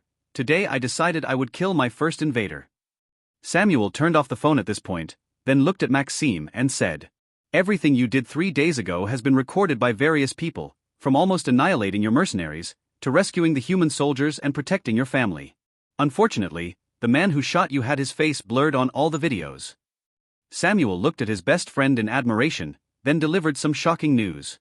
"You've become a role model for the future younger generation, and even famous veteran mercenaries have shared your exploits." Maxime simply nodded in response. "What's that all about?" Samuel looked slightly disappointed at his best friend's reaction. Maxime smiled slightly and asked him slowly in a whisper. "No, could you please pass me a sheet of paper and a pencil?" Samuel shook his head in exasperation, but took out a sheet of paper from his binder and a pencil from his pencil case anyway. "Here, don't thank me." Maxime nodded, smiling at Samuel, then began to take notes of the lecture. Just then, the language teacher began to tell the story of the Pyron language. At the very beginning of the Pyron story there were of course gestures to communicate, but these gestures gradually disappeared to make way for verbal language. Like any species, various language systems emerged throughout history until they succeeded in merging their entire population under a single banner. This enabled their people to have a common language, although many other languages remained spoken in order to maintain their cultural heritage. However, the Pyron civilization became extremely militarized when it began to make contact with other civilizations. Hundreds of years passed, and as time went by, the military atmosphere became more and more oppressive. From an early age, every Pyron trains so that he can be mobilized in case of absolute necessity. So every Pyron knows the military rules and gestures. In order to be able to communicate as quickly as possible on the battlefield, words began to be shortened, certain syllables disappeared forever, giving way to gestures with the meaning of those syllables. In our army we also have a similar system of language, but generally these are unique languages and developed by certain elite units. But on their side they have promoted this language system throughout their army and therefore to their entire civilization. Their language had some flaws at first, and above all it was very complicated to harmonize this language to a civilization as big as theirs. After all, at that time they already had 5 habitable planets and just over 100 billion inhabitants. That's when Emperor Hydra V stepped in and instituted a special education policy to complement an extremely innovative method. So much for the Pyron language history lesson. Make sure you remember the history of this language, as a question on this subject has already appeared in the university competition. Also, to learn a language well, it's important to know its history. That concludes this lesson, you may dismiss. As the students began to leave the room, Maxime was still immersed in the teacher's lecture, recalling both the key notions of the course and the murder scenes from 3 days ago. "Hey!" While he was in a mini-trance, a soft voice entered his ears, but Maxime remained in his thoughts, as if he couldn't tear himself away. He could see the countless corpses of Pyron and his comrades on the ground. Blood spread over hundreds of meters. A scene worthy of a horror movie, and yet what Maxime had experienced was far worse than anything horror movies could produce. Moments later, he felt a hand on his shoulder, which woke him up and made him jump slightly. "Are you all right, brother?" Maxime looked up to see Samuel with a worried face. Yeah, I'm fine, don't worry," Maxime reassured him with a slight smile. It's such a strange situation to study a civilization and see their magnificent prowess and innovation just after killing dozens of them a few days before. Thought Maxime with a strange face. So our celebrity can have this face, No one would think so after seeing the videos on TalkTick, scoffed Samuel lightly. Looking at his friend's slanderous face, Maxime couldn't help but smile and shake his head. Samuel, there are just a few thousand likes on those videos, that's not much. Everyday heroes emerge from the human race, I'm just one of many. But how many people really dare to do exactly what you did at your age? Even if there are many, the proportion remains a very small minority among the billions of human beings there are on the blue planet. Even counting the other human planets, there wouldn't be many. These few sentences, said in a melodious voice, entered Maxime and Samuel's ears. Turning around, Maxime's eyes widened, as did Samuel's behind him. Wow, did you see that, bro? A beauty just spoke to you, Samuel whispered discreetly to Maxime. But Maxime was unperturbed as he asked. You're Lisa, aren't you? Lisa also happened to be a high school senior. She was a young woman with long black hair. Her hair seemed to be extremely silky as it swayed gracefully in the air thanks to the wind entering through the classroom windows. The scene seemed almost fairy tale-like as the students still in the classroom and the teacher still not having left turned their attention to the two protagonists. But Winnie and the few other young noblemen who had fought alongside Maxime and his mercenaries had a shocked expression when they saw her. That's right, Lisa from the Reiner family to be precise. Pleased to meet you, Maxime. Quite my type, commented Maxime silently, keeping his own opinion to himself. He knew Lisa slightly because Samuel had already shown him a few photos of her, saying how this young woman was the goddess of their school. He stood up and faced Lisa, with less than a meter separating them. Maxime from the Voldrew family, to be precise. Pleased to meet you, Lisa, he said, extending his hand. Lisa seemed slightly surprised, but simply smiled, then extended her hand as well. The Voldrew family? Is there a known family with that name? Asked Lisa curiously. No, not yet. Oh, what ambition. Just goals. But tell me, Lisa, why were you coming to see me? Faced with this question, Lisa smiled mysteriously before replying. I just came out of curiosity, to see what the mysterious TalkTick hero looks like. But now I've satisfied my curiosity, so I'm going to leave, see you soon, Maxime. She continued as she turned to get ready to leave under the curious eyes of Maxime and his comrades. Just wait 2 seconds, could you answer another question for me? Asked Maxime after a few seconds' thought. Lisa stopped, curious as to what Maxime wanted to know. Please, my hero, she said teasingly, winking at Maxime. Unfortunately at the time, no one had any idea that this sentence was far more significant than it first appeared. Could you also be a heroine if the need arose? Asked Maxime very seriously. The atmosphere in the classroom suddenly became tense. After all, this was a question most people would want to avoid. Who would want to risk their life if someone else could take the risk for them? But Lisa was still smiling. Isn't it obvious? Of course I couldn't become one, after all I'm not as strong as you.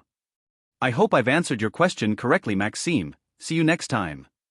As Lisa quietly left under the more or less bemused eyes of the teacher and classmates, Maxime was happy. What makes Max so happy? Asked Samuel, observing him. That girl, I like her, said Maxime full of confidence as he looked at Samuel. Samuel's eyes were far more surprised than before, and he looked left and right to see if anyone else had heard what Maxime had just said. Observing that no one had heard Maxime, Samuel breathed a sigh of relief then exclaimed in a low voice. You're fucking crazy, Max. That girl is not just anyone. Is it Lisa? No, that's not what I mean. I'm telling you that her family, the Reiner family, is much more important and powerful than you think. Who cares, right? Asked Maxime with a slight sigh of exasperation. Of course not, if you want to date her you have to at least have a status equal to or higher than hers, otherwise it's impossible. Then I'll just have to get that status story settled. It's not as simple as that, the Reiner family is one of the 12 ruling families of the human race. Replied Samuel, shaking his head. Oh, so much the better, that means if she becomes my wife then I'll become super rich and influential. Commented Maxime laughing. That's it, I give up, you're a hopeless case, bro. Classes followed, including Riva's, who glanced at Maxime without saying anything about what had happened 3 days before. Finally, the day came to an end and all the students went home.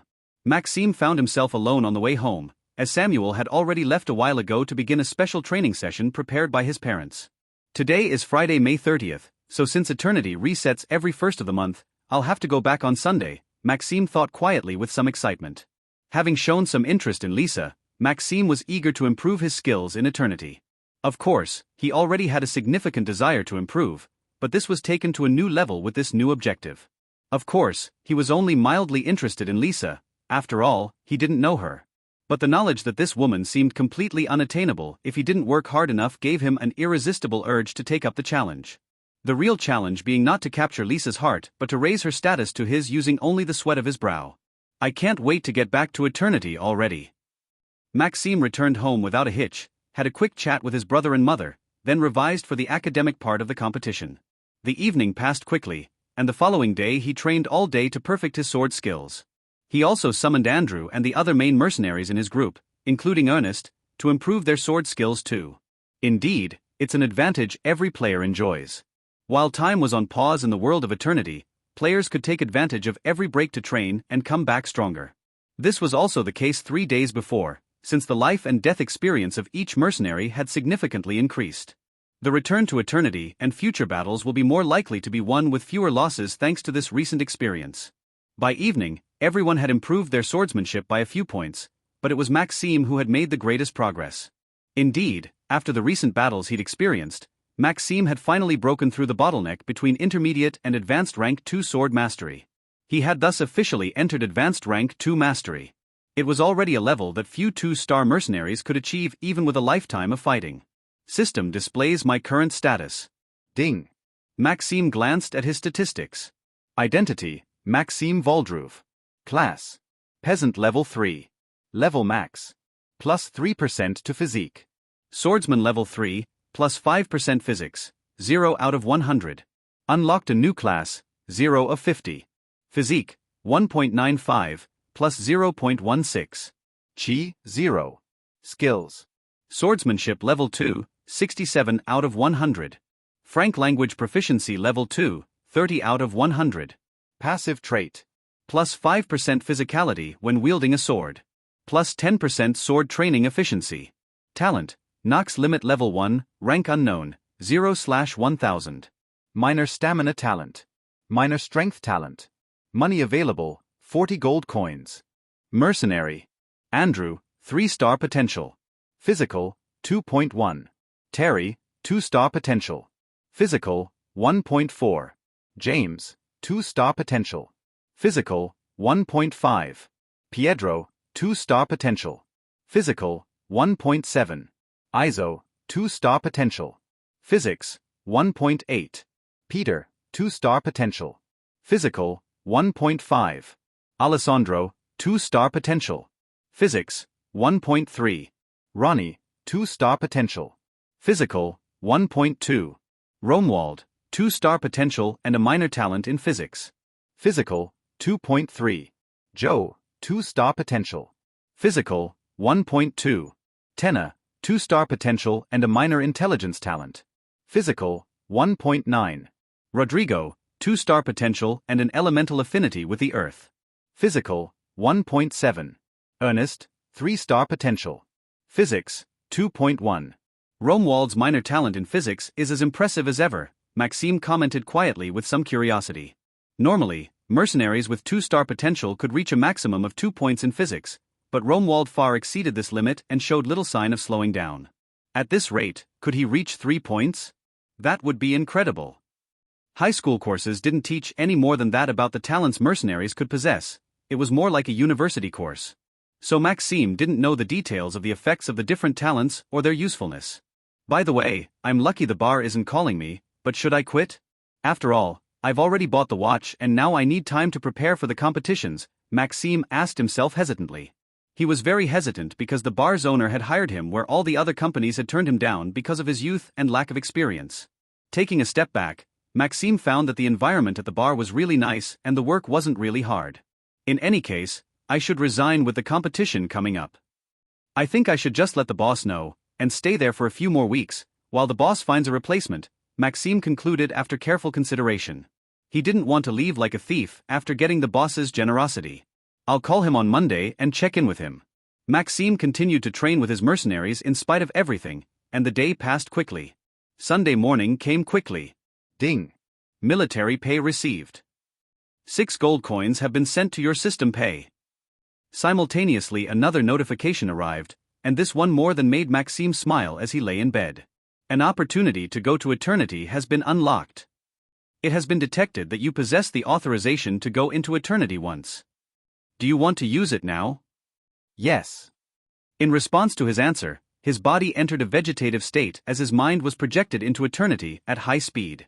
Soon he opened his eyes and found himself with various familiar faces around him. Maxime smiled slightly, then exclaimed, "How do we find each other, guys?" The saber-toothed tiger mercenaries seemed surprised by his return. They remembered everything that had happened in the real world. "Welcome back to our world, Chief," exclaimed some of the mercenaries, laughing. After the laughter, some of the mercenaries began to worry about the future. Ernest, who was standing next to Maxime, reflected slightly, then asked, "Chief, you said we hadn't realized our true purpose just before we left for your world, but what exactly is our true purpose?" This drew stares and stopped the mercenary group talking. As about 30 pairs of eyes landed on him, Maxime smiled, then looked at everyone around him. "The main objective of our mission on the way out was indeed to eliminate the bandit group that attacked Quessois. But bandit groups usually have a base where they can gather and store their stolen goods. These bases also serve as their resting places, since they can't sleep peacefully in most cities. And they usually have a few hiding places where many gold coins can be found. The bandits who ambushed us did belong to the group that destroyed Quessois and killed the family and friends of some members of the saber-toothed tigers." On hearing this, the members in question wore various reactions. Andrew crossed his arms, but a real demonic fire could be imagined in the gleam of his eyes. Terry, James and Peter had similar but less controlled reactions as they clenched their fists in anger but also sadness in retrospect. James, in particular, seemed close to tears. Pietro and Izo didn't react in any particular way, no one could guess their thoughts. Ernest, Rodrigo, Romuald, Riva, Ronnie, Joe, Alessandro and other mercenaries seemed particularly serious as they listened to their leader. Maxime ignored their reaction and continued his speech. "Although we've eliminated them, these bandits are bound to have other companions still alive and at large." This came as a shock to many mercenaries, especially those from outside Quessois. A group of 50 organized bandits with a particularly strong leader and even 3 elite soldiers was already very strong. There are several reasons for this, but the most important is that I haven't seen the bandits who demanded ransom last time in Quessois. So to come to your question, Ernest, our main objective is to find their base, eradicate the remaining bandits and take for our mercenary group all their gold and possessions. And then we'll return triumphant before Baron Barton, go to our base and party for 3 days.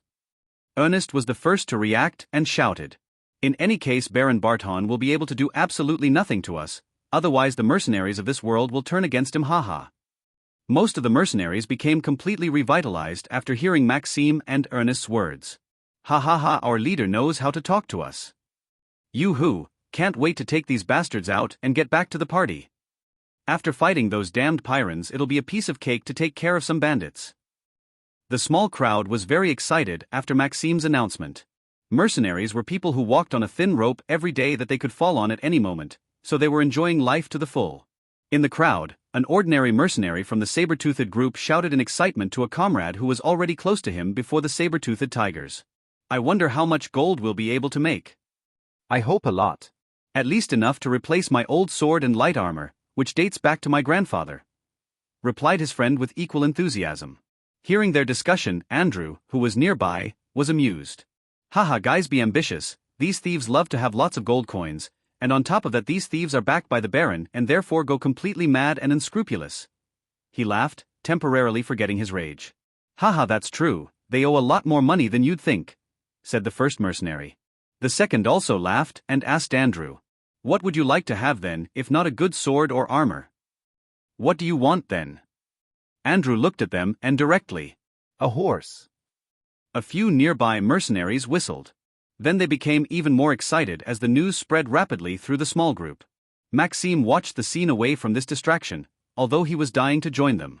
However, the lessons taught in high school formally forbade such behavior in this kind of situation.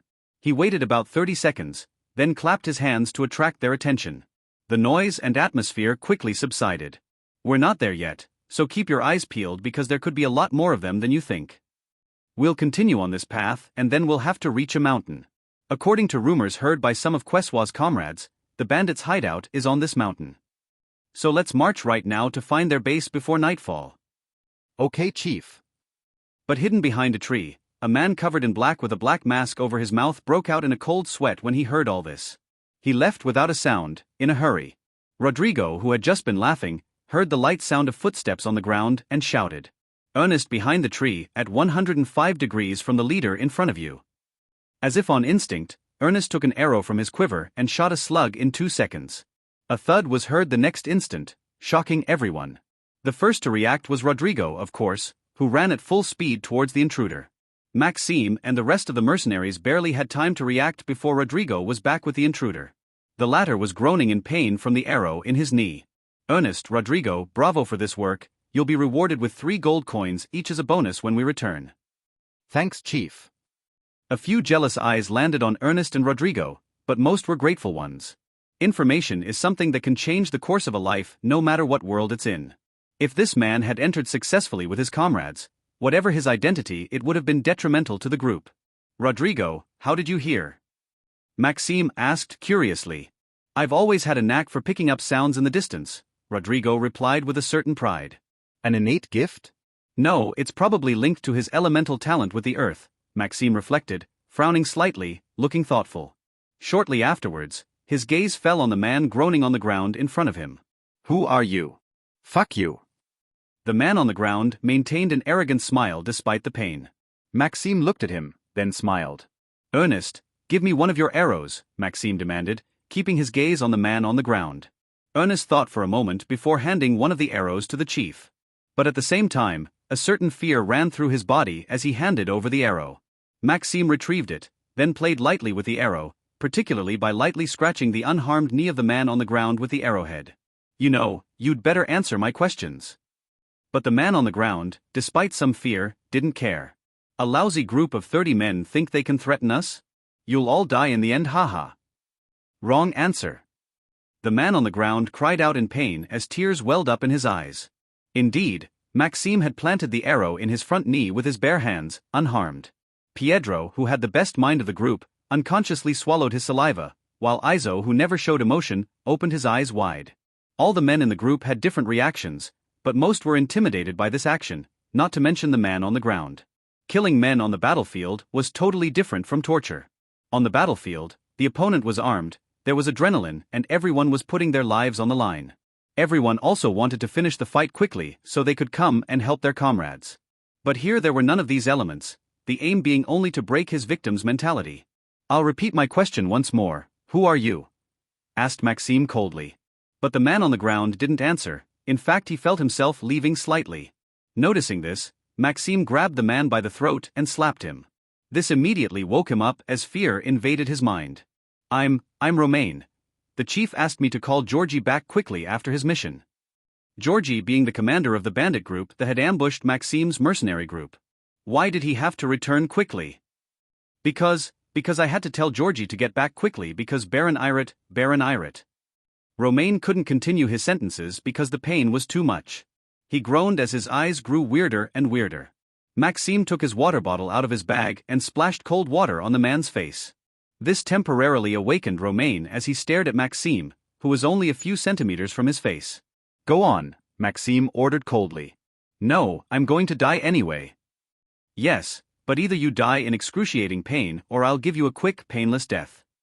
Romain thought, gritting his teeth. I'll tell you everything. But if you find our camp and actually defeat our bandit group, you'll find a little 7/8-year-old girl with black hair. You really think you're in a position to negotiate? Retorted Maxime coolly. But Romain didn't care. I just hope you can raise her for me. The atmosphere became strange and heavy as all the mercenaries looked at Maxime. But Maxime didn't answer and asked the same thing over and over again. Baron Irit did what? Romain stared at Maxime, but finally spoke the truth. Baron Irit was enraged after the destruction of Quessois, and has already sent many troops to find our base. It's only a matter of time before he finds it, so we needed all our fighting strength. I see, I knew Baron Irit wanted revenge, but he couldn't because of a war with another baron. I didn't think he'd have started on this business yet. After this brief exchange, Maxime stood up and asked Romain in a detached tone. 2 questions and I'll answer your request. Romain's eyes twinkled and he nodded. Most of the saber-toothed tigers were also relieved in a way. Seeing their leader torture someone was one thing, and necessary for their survival and success. But it was also necessary for the leader to retain a trace of humanity, otherwise how could they trust him with their lives? Where is your base and how many men are defending it? Asked Maxime. Our base is at the very bottom of the mountain, 5 kilometers south of here. The entrance is hidden by plants growing a few meters high, replied Romain. These plants have the particularity of attacking any living thing in the vicinity, but if you drink the sap from the nearby trees, then instead of attacking you, they'll open the way to the cave that serves as our base, he continued. And as for the number of comrades I have there. Romain struggled to continue his sentence as the pain returned harder. Beneath him, a large flask of blood could already be seen. His extremely pale face showed his disastrous physical and mental state. But for his daughter's sake, he bit his lips and said, I've got at least 100 comrades stationed over there. They're the soldiers of the other 2 commanders of the same status as Georgie. Romain took a deep breath and continued. There are also a dozen elite men who report directly to our leader. Even the commanders don't dare tell them anything, so you may notice their status in our camp. Maxime nodded. Your camp was indeed well hidden. We'd have a hard time finding it without a few days of searching. Since you've been so honest, I promise to look after your daughter if I find her, concluded Maxime. Then he drew his sword and decapitated Romain. A look of relief and thanks could be seen in his eyes. But Maxime never saw them, for his back was already turned to Romain. Get ready, guys, we'll be there in less than an hour. Get ready, guys, we'll be there in less than an hour. Yes, Chief. It wasn't long before Maxime and his group arrived at the mountain designated by Romain. It was indeed the Mountain of Rumors, but no one could have thought that their base would be at the very bottom of it, and hidden in such a way, said Andrew, addressing Maxime. That's for sure. You'd almost think, given the means employed, that it would be a magician's secret base, replied Maxime, thinking it over. He already had some knowledge of knights, but magicians were merely a notion briefly mentioned in class and in popular culture, but 99% of watch owners would never see one in their lives. Shaking his head slightly, Maxime gave an order to his group. Divide into groups of 5 and look for the secret entrance as described by Romain. Everyone meet back here in an hour. The division of power within the saber-toothed tigers having been effected some time ago, Maxime's order was swiftly carried out. Most of the 5-person groups were led by a mercenary from Quessois. A few of the mercenaries drew their swords and made a few holes in nearby trees, gently collecting the flowing sap. The process took half an hour, so that all the mercenaries could drink it and avoid being attacked by carnivorous plants. Then everyone split up, including Maxime, who led his own team of Romuald, Rodrigo, Ernest and Tenna. After half an hour of pacing the mountain, or rather the forest that grew on it, they came to a strange place. Chief, this place gives me a special feeling, Rodrigo murmured. This alerted Maxime and his team. Let's stay here for a while and observe, Maxime ordered discreetly, as they all hid high up in the trees. For each of them, climbing trees was easy with their physique. In front of them was a wasteland, where only a little grass grew and the sun could shine. Not far away were flowers of astonishing height. We've probably hit the jackpot, said Maxime, talking to himself as a vague excitement coursed through him. For him, this world was just a game where his life wasn't really in danger. However, only in this world could he escape all fear and fight to his full potential. If it were up to him, he would have already charged into the strange plants and started fighting with the bandits. But he knew that the mercenaries accompanying him were real living beings, although no science could yet describe how this was possible. Yet it wasn't long before the abnormally tall flowers shifted of their own accord, leaving a vast passageway leading to a cave behind. Maxime's eyes sparkled at the sight. Soon a dozen men emerged from the cave, each dressed in civilian clothes but carrying a sword at their waist. Commander Organ and Commander Laura have already returned, but Georgie is still hanging around. It's weird. I know for a fact that he simply had to destroy a new mercenary group, so normally there shouldn't be any problem. I agree, Georgie and his 50 men are more than enough to even destroy a small known mercenary group, let alone a new one. Commander Georgie could at least have got away with it. With his physique, even a horseman would have trouble catching up with him. Discussions between the bandits continued as they exited the cave without any discretion. Anyway, I hope Georgie returns soon, because if Baron Irat sends a knight, even the chief will be in danger, not to mention us. As Maxime listened to their discussion, his eyes shone with a rare madness. Without hesitation, he leapt from the tree he'd been hiding in, landing with a deafening thud. The bandits stopped their discussion and looked in the direction of the blonde-haired young man now standing before them. The menacing tip of his sword seemed to glow as the sun's glare fell precisely on that spot. "Who are you?" asked a bandit as he stood on guard. "Just a madman," replied Maxime, sounding very excited. The next moment, he rushed towards the man who had just spoken to him. The man barely had time to block Maxime's sword, which was coming from his left, as he felt a powerful force push him. "What power?" murmured the bandit, his eyes widening. The next second, his sword snapped in two, but he barely escaped Maxime's grasp. "Beware, this man is extremely strong," he shouted as he hid behind the other bandits. Unfortunately for them, the blonde-haired young man in front of them had only just begun to exert his strength. Thanks to his swordsmanship, now at a very high level for ordinary people, and his physique, none of the bandits could withstand more than 2 blows. They all fell one after the other as blood began to stain the grass red. No, it can't be. Monster. The last bandit, who was also the first to be attacked by Maxime, panicked. "How many comrades do you currently have in your base?" asked Maxime as he slowly approached. But when he saw the completely frightened man, he shook his head and put an end to his victim's agitated emotions. Romuald, Rodrigo, Ernest and Tenna climbed down from the trees one after the other. They all had strange thoughts about their leader's life as they watched him. He was so strong, so intelligent, but also so crazy. Even a man with a 3-point physique wouldn't easily dare attack a group of armed men like that, let alone head-on. After all, no matter how good they looked, if a sword pierced their heart, they'd all die. But Maxime, with a physique of just over 2 points, charged at this group alone. And what's worse, he destroyed the group with frightening agility and fighting spirit. Maxime took a deep breath and turned to look at his team members. He'd already used up some of his stamina on his moment of madness, so now he had to call on the members of his mercenary group. Looking at his team, he smiled, then inserted 2 fingers lightly into his mouth and whistled loudly. "That should be enough to attract our comrades," Maxime explained to his team. "But Chief, it will also attract the bandits inside the cave," Romuald asked hesitantly. Rodrigo, Ernest and Tenna also sided with Romuald, shaking their heads. Seeing this scene, Maxime simply replied, "Then you'll stop them while we wait for reinforcements." Ernest frowned and walked over to Maxime. "Hey Maxime, I joined the saber-toothed tigers to get stronger and make a name for myself, not to croak under some idiot leader." "What's the name of our mercenary group? Can you say it again, Ernest?" replied Maxime, apparently not caring about Ernest's lack of respect. "The saber-toothed tigers." "That's right, and why do you think I chose that name for our mercenary group?" Ernest didn't understand directly, so Maxime took a step forward towards Ernest, reducing the distance between them to almost nothing. Seeing Maxime so close, Ernest panicked and took a step back. "That's the difference between us, Ernest," Maxime added. "The saber-toothed tiger was an animal at the top of its food chain in an ancient era of my world. Even the mighty mammoth was just another prey item for a saber-toothed tiger. And now that scenario has played out again. You were my prey and I was the predator. Do you understand now, Ernest?" Watching the blonde-haired, blue-eyed youngster, Ernest was completely intimidated and even overwhelmed by Maxime's aura. Rodrigo, Romuald and Tenna, who were watching from further away, all closed their mouths, swearing to themselves that they would never question their leader's orders. Simply because he was such a madman, but at the same time gave off such a powerful vibe when he did. They now had far too much respect for him. Romuald was one of them, at the age of 30. He hoped this young man would change his life completely. He wasn't afraid, just hopeful and bold. Soon, footsteps could be heard in the distance of the cave. "I heard noises over there. Baron Irit's men may have found our base. Hurry up and save our men."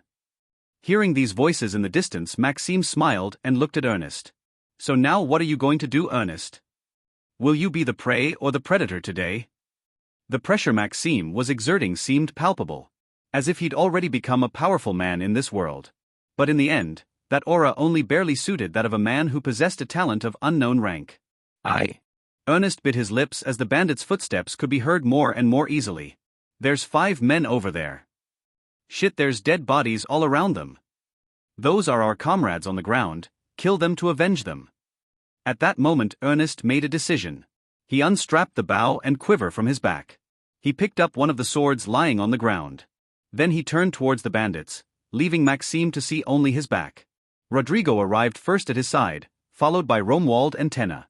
"Ernest, your bow was so important to you," Rodrigo whispered quietly to Ernest. But Ernest ignored him completely. "Chief, I still don't agree with your methods. But never mind, since I'm going to use you, Chief, to become stronger, then I'll let you use me." As he said this, Ernest made a few warm-up moves and cracked a few strained neck muscles. "Today, I will become your most loyal saber-toothed tiger. Today, I will become your most loyal saber-toothed tiger." "Haha, you're kidding, Ernest, I think you've forgotten us," interjected Rodrigo, laughing, as if he hadn't said anything just before. Tenna stepped forward without expressing anything, just held her sword firmly, with a resolute spirit. What the chief means is that all saber-toothed tigers are very strong on their own, but they're even stronger as a team, Romuald continued, shaking his head ironically. The bandits paused for a moment at the momentum of just 4 people, then roared. Kill them! Avenge our comrades! Maxime stood quietly behind. About 20 men, and there's more coming. I wonder how long they can hold out. And above all, given the situation, how will Rodrigo and Ernest react? Maxime didn't seem worried though, as each of his mercenaries was stronger than an elite soldier and easily approached the level of a bandit commander. He could also intervene at any moment. But he wouldn't because of a certain plan he'd worked out with Andrew beforehand. Without further ado, the fight quickly began, resulting in deafening noises in the cellar. Romuald advanced into the crowd and, taking advantage of his powerful physique, swept aside 3 bandits with a single blow of his stick. The sound of breaking bones was easily audible. Romuald had opted to use a wooden stick to make the most of his powerful physical strength. This frightened the bandits nearby. Shit, what's that monster? Let's surround him and attack him at the same time, he won't be able to do anything. But the bandit who had come up with this idea barely had time to finish his sentence when Romain used his powerful physical strength to sweep away a few bandits who had dared to come within 3 meters of him. Bunch of losers, keep on coming if you want to keep on tasting my stick, threatened Romuald in a powerful voice. Standing in the cellar, he exuded an astonishing aura, intimidating nearby bandits. Keep attacking him, he'll wear himself out sooner or later. On Rodrigo's side, things were going even better. Bahaha, keep coming, I'll kill as many as come. Taking advantage of Rodrigo's moment of inattention, a bandit crept up behind him, his sword aimed at Rodrigo's back. As the bandit's sword came dangerously close to Rodrigo, the latter stepped aside, easily dodging his attacker's sword. Before the still stunned eyes of the shifty bandit and the others nearby, Rodrigo swiftly cut down his attacker with a blow from his axe. Maxime, who was also watching nearby, was equally surprised. What a terrifying intuition! Could it be due to his elemental or innate talent? No, if it was just his elemental talent with the earth, then that talent would be a little too scary. After his brief conclusion, Maxime looked at him as if he were looking at a treasure. Even Romuald isn't that impressive next to him. I absolutely must make sure Rodrigo survives, because he'll be one of my future commanders without a doubt. Indeed, Romuald had a powerful talent that enabled him to surpass his limits, but his talent only had an effect on himself. Rodrigo's talent, on the other hand, had ancillary uses that suited him better as a mercenary. Bahaha, go get your little butts back, you little shits. My axe is thirsty for your blood, roared Rodrigo, laughing as he took up the fight with the few bandits attacking him. Training will no doubt be necessary though, murmured Maxime as he saw his potential future commander acting this way. He completely forgot that he himself seemed much crazier on the battlefield. On the other hand, while Romuald and Rodrigo were doing relatively well, Tenna and Ernest seemed to be in danger. Indeed, only a short time into the confrontation, Tenna and Ernest had already sustained numerous injuries. What's more, the bandits kept coming, leaving no opportunity for Romuald and Rodrigo to come to their aid. It was particularly difficult for Ernest, despite his 2.1-point physique, because he was a complete novice at swordplay. Indeed, although he regularly carried a sword around town, he had always concentrated his training on archery.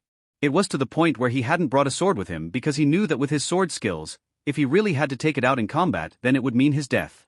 So, in his mind, it was much better to get rid of the weight of a sword and be able to run faster. And her intuition was right. The bandits would easily dodge his attacks and they could even kill him as they wished. Hey Patrick, how much longer are we going to play with him? One bandit asked his comrade. I'd like to play with him some more, but the 2 tough guys and the girl seem to be giving our colleagues a hard time, and some of them are even dead. So let's kill him now. You do the honors. So generous. The man who'd started talking to a certain Patrick approached Ernest, who was already quite exhausted. Ernest wanted to step back, but a few bandits surrounded Ernest, preventing him from doing anything. A few other bandits surrounded Ernest, preventing him from doing anything. At the same moment. Shit, how long before reinforcements arrive?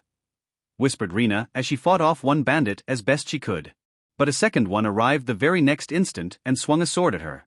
She dodged as best she could while deflecting the second bandit's sword and managed to find a loophole in his guard. Die! Her sword easily pierced the second bandit's heart. But she failed to see that a third bandit had sneaked up behind her. Tenna had managed to hold out thanks to her sword skills, which were far superior to those of the bandits, but she had neither Romuald's powerful physique nor Rodrigo's terrifying intuition. So at that moment she doubted nothing.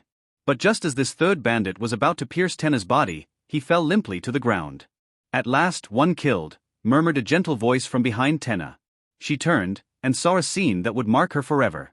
Before her stood a young man with blue hair, dressed like a nobleman. In this cavern full of hot-blooded men, this made him stand out. Blood was dripping from his mouth and he could barely stand, but he was smiling brightly. "I only thought that one day in my life I'd manage to kill a man with a sword." Just after this sentence, he spat out a large quantity of blood. Tenna looked down slightly, and saw two shiny spikes protruding from Ernest's body. "Why?" murmured Tenna. No one had ever done that for her. "I knew I was bad with a sword, but I didn't think so," Ernest replied sadly. "And how can I tell you But Ernest couldn't finish his sentence. The owners of both swords withdrew their weapons, uninterested in the last words of a dying man. As if he'd lost his footing, Ernest collapsed to the ground before Tenna's shocked eyes. "Damn, that man really is crazy." "Yeah, I didn't think he was so strong that he'd manage to fend us both off at the same time." The two bandits who had thrust their swords into Ernest's body looked frustrated at their mistake. But others roared with excitement at seeing Ernest fall. One fell, only 3 more to go. "Aim for the woman, she's the weakest of the 3 left." The powerful physique of each of the 4 mercenaries under Maxime frightened these bandits who had only 1 point of physique on average, up to 1.3 points for the best of them. But Rodrigo, who was in the distance, noticed the excitement and took the time to watch what was going on. Thanks to his heightened luck, he saw the silhouette of someone who looked very familiar. An immense rage seized his body. But he turned not to the bandits, but to Maxime, who was still calmly at the back of the cave. A few brave bandit corpses lay at his feet, deterring any potential attack. "Why Maxime? Why did you let Ernest die? He was the only friend I had in this world. Shit, I thought you cared about your men despite your madness. I'm going to kill you, Maxime." Maxime didn't react at all, though he kept a straight face as he met Rodrigo's gaze. Tenna and Romuald didn't understand what was going on either, but they couldn't stay alert for long as they continued to be attacked by nearby bandits. Counting the seriously wounded and the dead, there were still over 30 bandits in fighting condition, surrounding the saber-toothed tigers. "Who gets in my way dies." Rodrigo charged ferociously towards the bandits, separating him from Maxime.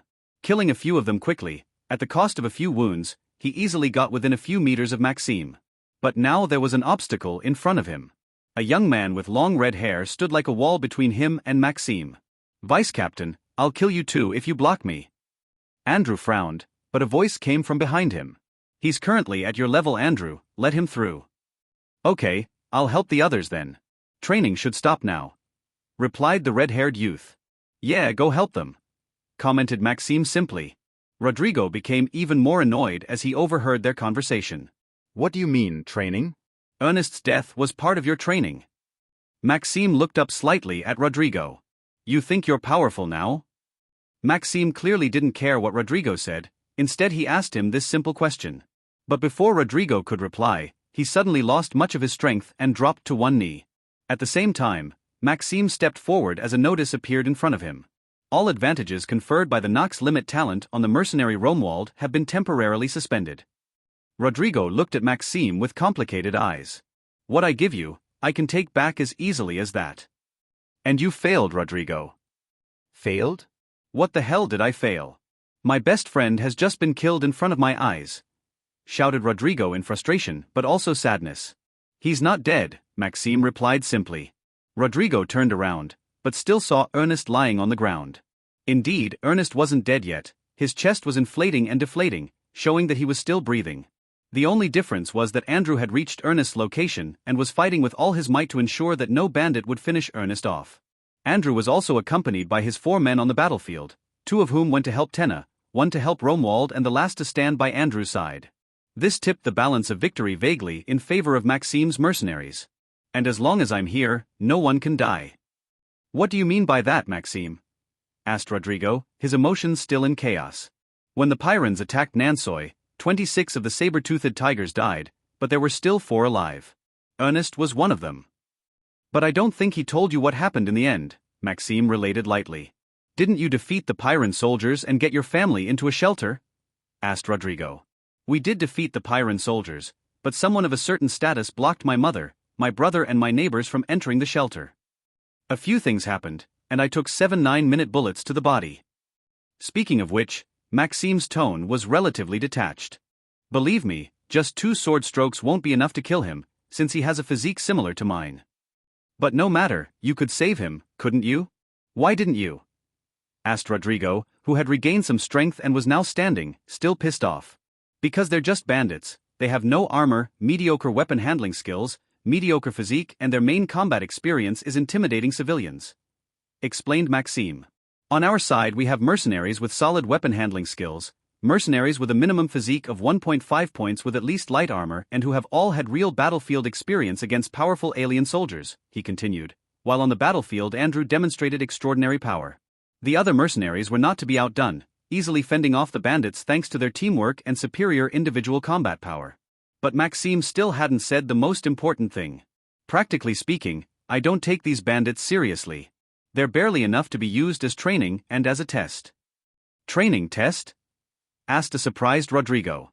Yes, we agreed with Andrew while we were walking through the forest, that I would take the group's potential future leaders with me and test their mental and decision-making abilities at the critical moment. But it's too dangerous. Why put our lives in danger? I told you, as long as I'm here none of my mercenaries can die here. Asserted Maxime in a confident but also cold tone. But Maxime cut Rodrigo off directly. The active ability of my talent allows me to increase the physique of saber-toothed tigers close to me by 50%, for 30 minutes. Since Ernest's physique is currently 2.1 points, if increased by 50% it will exceed 3 points. Perhaps in this world the information isn't broadcast, but from my side I know that when our physique exceeds 3 points, life expectancy is increased by 50 years. The vital flow that accompanies a physique of more than 3 points is extremely important. I might as well say that if I use it now, Ernest will be back to full strength in less than 3 minutes. Rodrigo was temporarily stunned by this explanation. But you used your talent against the Pyrans less than 7 days ago. You need 7 days between each use, don't you? My body in eternity and my body in reality are not the same, they are simply synchronized. So the recharging time is drastically reduced, from 7 days to 3, because my soul still has to recover. Maxime refuted. Rodrigo seemed lost as he discovered the whole truth. Getting back to the facts, Rodrigo, you deserted the battlefield, abandoning your comrades who were already in danger, and attacked your leader, threatening to kill him, Maxime explained as he grabbed Rodrigo by the throat and lifted him up. The point difference between their physiques became so significant after the benefits of Maxime's talent disappeared from Rodrigo, that Rodrigo had no resistance. This lowered his talent to 1 star and thus limited his power to 1.5 physique points. How powerful is this man to do this to a man comparable to a commander? I really hope their leader stays there, or we're all dead. Some of the bandits who had known Rodrigo's power were extremely shocked when they saw this scene. Should I kill you here and now to set an example? Threatened Maxime. I. Rodrigo couldn't speak because of the lack of oxygen. His face quickly began to turn very pale. His thoughts began to become very complicated as he thought about his siblings, his parents, about his future, his goals, his revenge. But Maxime thought for a moment and then let go of Rodrigo. The latter ended up kneeling completely, his gaze on the ground as he recovered oxygen with difficulty. I want you to face one of the 2 bandit commanders when they arrive and submit one of them in 1 versus 1, ordered Maxime in a dry, emotionless tone. Rodrigo saw some hope, raised his head to look at Maxime and exclaimed, "Yes, boss." I'd like to warn you that if they're at Georgie's level, then they have at least a 2-point physique, so at least 0.3 points more than you, as well as terrifying experience on the battlefield.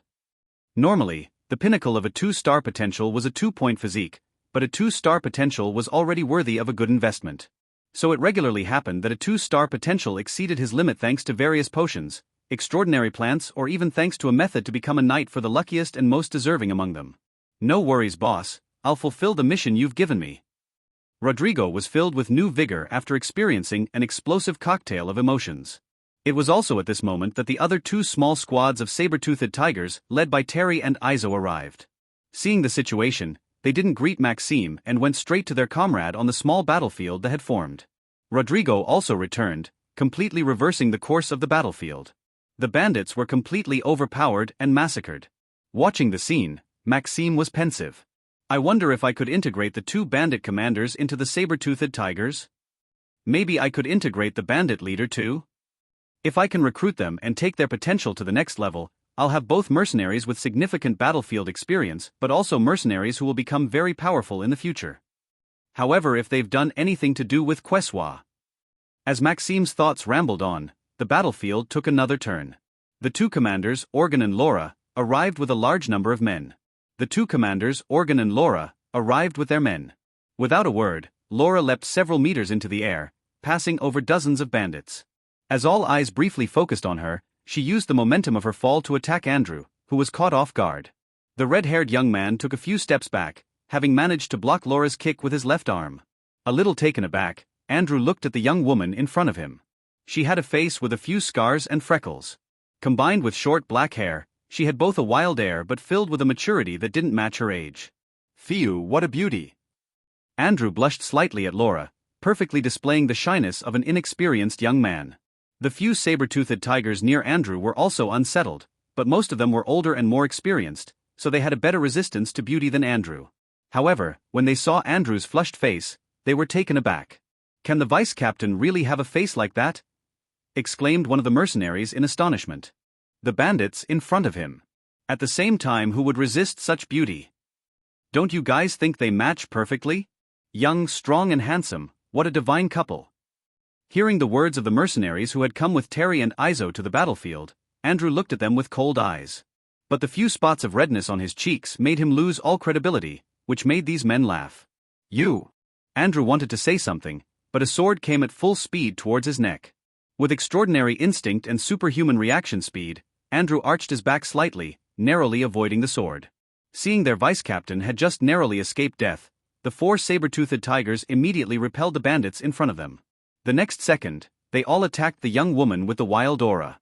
But the latter easily dodged and repelled them all with explosive power combined with excellent close combat technique. Like dominoes, they crashed into the crowd of bandits, knocking several of them down in the process. When they opened their eyes again, each was on the ground with bandits surrounding them, ready to finish them off. But reinforcements were not long in coming, and a dozen saber-toothed tigers rushed straight at the bandits, threatening their comrades. "Phew, I really thought I was going to croak on this floor today." "Yeah, thanks guys. You got here just in time." The mercenaries who had just arrived smiled at them and replied curiously, "No worries guys, but why did the fight start without the whole group being present?" That.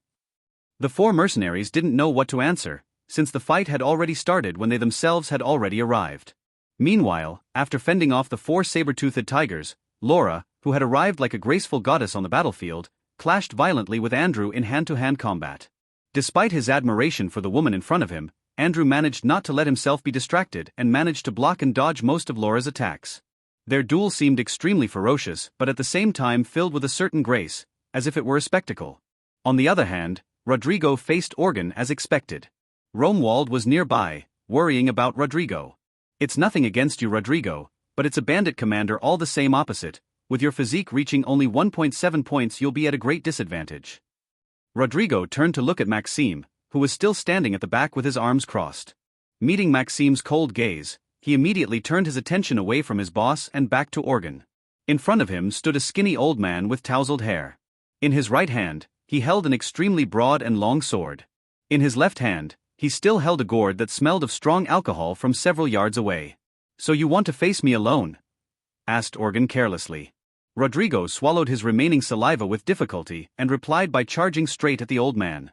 Organ smiled and swung the heavy sword in his hand in Rodrigo's direction. "That's fast." Rodrigo was surprised and forced to block with his axe.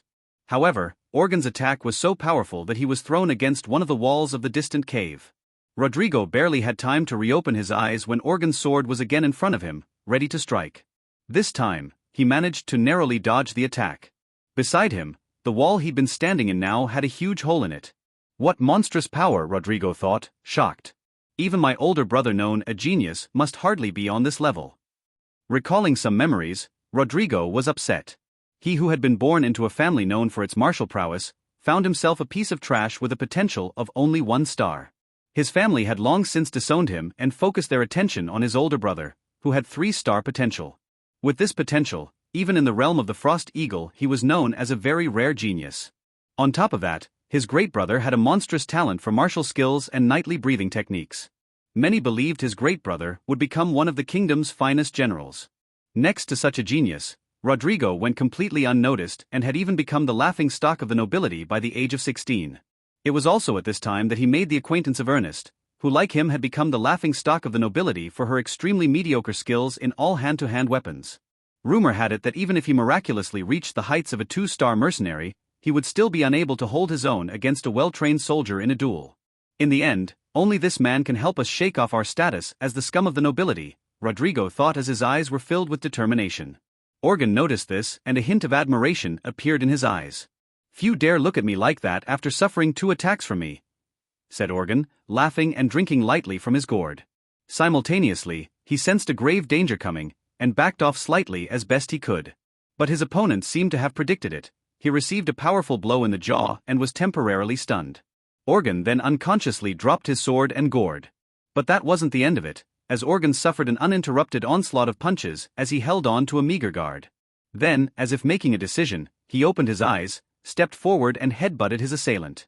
This was indeed successful, and he was able to catch his breath. "Damn, to catch the moment when for 0.5 seconds I'm drinking from my gourd and manage to hit me, you're really good, kiddo," exclaimed the old man, his face full of blood. Indeed, Rodrigo felt particularly at home in the cave, as if he could easily become what his opponents were going to do in the next second. "You're pretty good, old man, too. It's impressive to retain such physique and especially such courage at your age. Ha ha ha, it's clear that compared to those crusty old noblemen, I'm doing pretty well." At the same time, he tore off his top, showing off his impressive musculature. "Second round, kid," shouted the old man as he lunged at Rodrigo at full speed without his sword and gourd. Rodrigo blocked the first blow and counterattacked, but Organ dodged and then went on the offensive again. But each time Rodrigo managed to block and counterattack, putting Organ under great pressure. It went on like that for a few minutes, then Organ stepped back and struggled to catch his breath. "At my age, it's hard to keep up such a long fight," he thought.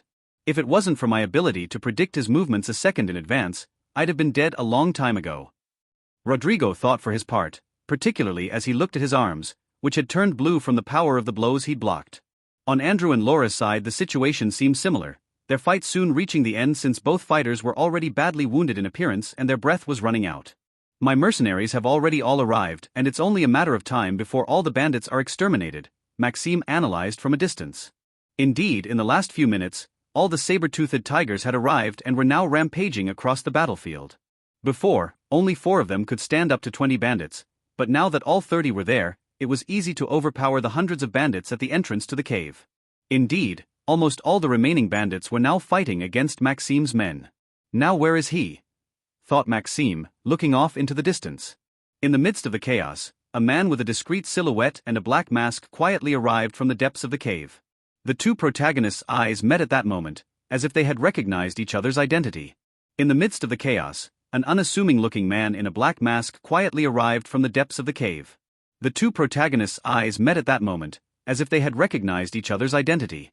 Maxime, who hadn't moved a step since the beginning, finally took his first step. He began to cross the battlefield with a steady, patient step, as if he were walking in a park. Several bandits saw an opportunity and tried to attack Maxime. But seeing their leader make a move, all the elders of the saber-toothed tiger group gathered around him and used their bodies to protect him. The other mercenaries also moved towards Maxime under the orders of their superior. Thanks to the mercenaries' fighting strength, none of the bandits could get within 10 meters of Maxime. This created a more than surprising situation. If Baron Barton were present, his eyes would pop out of their sockets at such a sight. Even viscounts would be surprised, let alone a baron. Maxime continued to walk as the blood continued to flow around him. The man in the black mask also walked calmly towards Maxime. Finally, the 2 men stopped less than 5 meters apart. Maxime thought slightly about something, then smiled while keeping his eyes cool. "You're a gambler, aren't you?" This possibility had been mentioned in class by Riva 2 months earlier. It is possible using a certain method to go into the world of other players and synchronize with their spacetime. Hearing this, the whole class was shocked. "Shit, Maxime, do you hear that?" asked Samuel, looking shocked. But Maxime didn't answer and even looked sleepy, but he listened attentively to every word the teacher said. This method is used by extremely wealthy families for their children who are endowed with a low affinity for spacetime, and who therefore had a low connection time, Reaver explained. But the original method of reaching a world and place controlled by a powerful person in the real world was far too expensive, so most of the time, wealthy families used a weakened version of it. This weakened version allowed two things: joining a world with a timespace that allowed you to stay connected for at least 2 weeks, and secondly, a world that was still at the beginning of its history. I just want to tell you one thing: no one who is not at the top, to other powerful players in their world, concluded Riva in a solemn tone. Returning to the present. A silence fell between the two as the fighting continued around them. What do you think of an alliance to conquer this world together? Finally replied the man in the black mask. His voice sounded rather young, which surprised Maxime. You destroyed the families of some of my mercenaries. It's impossible, Maxime explained coldly. What are the lives of a few mercenaries compared to the immortality we can achieve by allying ourselves? If your men count for so little in your eyes, that's your problem. On my side, every one of my mercenaries is important to me. The man in the black mask appeared angry at Maxime's response. It's extremely rare to be able to meet other players in the world of eternity. It's a once-in-a-lifetime opportunity. But Maxime knew from Riva's advice that the man in front of him was only greedy for the power of his mercenaries. So, without saying a word, he suddenly charged the masked man in front with his sword. But the latter easily repelled him with his own sword. What do you think you're doing? I'm already 20 years old, and in the last 2 years, despite my ordinary talent, I've already lived more than 6 months in eternity. But Maxime just smiled. After all, this man didn't know that he himself had already lived more than 2 months in eternity, and that he was about to live at least 4 months in total, less than a month after his birthday in the real world. You should never have come to my territory, Maxime asserted coercively. "NOx limit," he whispered, after which all the saber-toothed tigers, including Ernest still on the ground and protected by a few mercenaries, underwent drastic changes. But it was the bandits, including Organ and Laura, who were most affected. Their whole outlook on life had been drastically altered. Andrew and Rodrigo, who had previously fought them on more or less equal terms, began to dominate them. The two bandit commanders could no longer fight back under the storm of attacks they were under. The ordinary bandits, who were already at a disadvantage, lost all hope in the face of these monstrously powerful enemies. Soon, some of the bandits began to surrender their weapons. At the same time, Maxime's eyes became translucent white, while his aura was visible to the naked eye. It was the chi that his body was closing up that was escaping in gaseous form. The masked man lost all hope immediately upon seeing the changed situation and wanted to flee. But no sooner did the idea of escape emerge in his mind, than a sword pierced his heart. Seeing the white-eyed young man in front of him, a deep sense of fear took hold of his mind at the same time as immense regret. I should have been more discreet, he thought. Maxime withdrew his sword and dropped the body of the player in front of him. Ding! 150 gold coins obtained. Maxime smiled at the notification, and immediately wanted to use the gold to strengthen his swordsman class and open a new class. But he put all thoughts of this out of his mind, since he still had a group of mercenaries to feed, and there was no hurry. He looked at the man on the ground, then removed his mask. He tried to remember every feature of the bandit leader's youthful face in case he saw him again in the real world.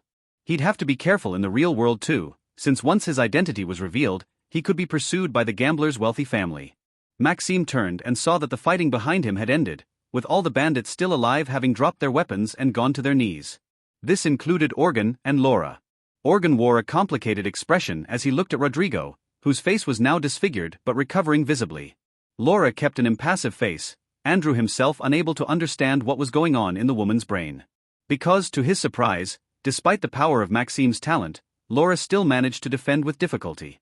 It was only when she saw her boss die that she immediately gave up. Real world.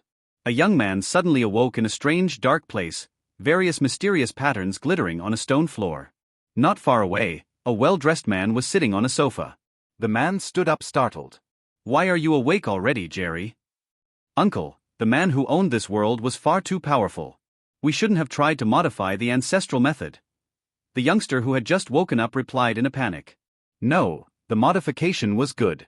Other children in the family had already tried it, and they all succeeded. Uncle thought of something and hardened his tone. On the other hand, modifying the method means you're up against some very powerful geniuses. So the elders of the family advised to be absolutely discreet when first connecting and not to be noticed. Jerry, what have you done? He continued, annoyed. I didn't think a genie could still be so powerful after so little time in eternity, replied Jerry in a panic. Shit, all you had to do was stay still just during your first connection, and once you survived you'd have been linked forever to the genie world. Uncle stepped forward and slapped Jerry across the face, using much of his strength. Some of Jerry's teeth flew out, while he himself lost his balance and fell to the ground. Hatred seized Jerry as he thought back to the face of the blonde-haired, white-eyed young man who had killed him. "What did the genius who killed you look like, nephew?" the uncle asked softly, now having discharged his anger. His bright future squandered, Jerry's eyes shone with hatred as he told his uncle about Maxime's appearance as well as the power of his mercenaries. "Indeed it's strange, but with so many details we'll easily find him during the university contest. I just hope he's in our kingdom, otherwise it'll be a bit more complicated to avenge you," explained the uncle after some thought. Back to Maxime's world of eternity. Maxime had manually deactivated his talent, so that he could always activate it later. Unfortunately, his control over his talent was relatively weak, so even if he'd used it for less than a minute, if he had to reactivate it he wouldn't have 29 minutes of activation left, but rather around 3 minutes. But at least he still had his trump card. In front of him knelt Laura and Organ, followed by all the bandits. Maxime's mercenaries formed a circle around them, making sure none of them could think of escaping. "Now it's our turn. Now to us." Maxime, who had now deactivated the talent, no longer had the aura that escaped, but to these very ordinary bandits, he still looked terrifying. Only Organ and Laura seemed calmer, although they had a complicated look. In the kneeling crowd, some kept their heads down in prayer. Maxime stepped into the kneeling crowd and touched a few shoulders. When these people felt a touch on their shoulders, a violent shiver ran through their bodies. Then Maxime calmly returned to his position under the dubious eyes of the bandits and mercenaries. "All those whose shoulders I touched, stand up," he ordered. Seeing a few familiar faces, some of the mercenaries seemed surprised at first, before a violent anger seized them. "Come up behind me now," Maxime demanded in a cold tone. But some of the mercenaries couldn't contain their patience. "Boss, how are we going to kill them?" asked Izo, his right hand holding his sword with blood still dripping from it. "Let me at least kill one of them, Captain," interjected Andrew. Other Quessois mercenaries didn't speak up, but their expressions revealed that they wanted an abnormally high level of hatred. After all, these were the bandits who had extorted Quessois for years, until the village had recently rebelled and been exterminated. But Maxime didn't answer them. Instead, he began to question most of the bandits to find out about each other's past. In particular, he questioned Organ and Laura. Both were particularly receptive, so Maxime was able to sort through the bandits in just a few hours. Surprisingly, most of them had only recently been recruited and were simple villagers before that. Each had his own catastrophe and was converted by the man in the black mask into a bandit.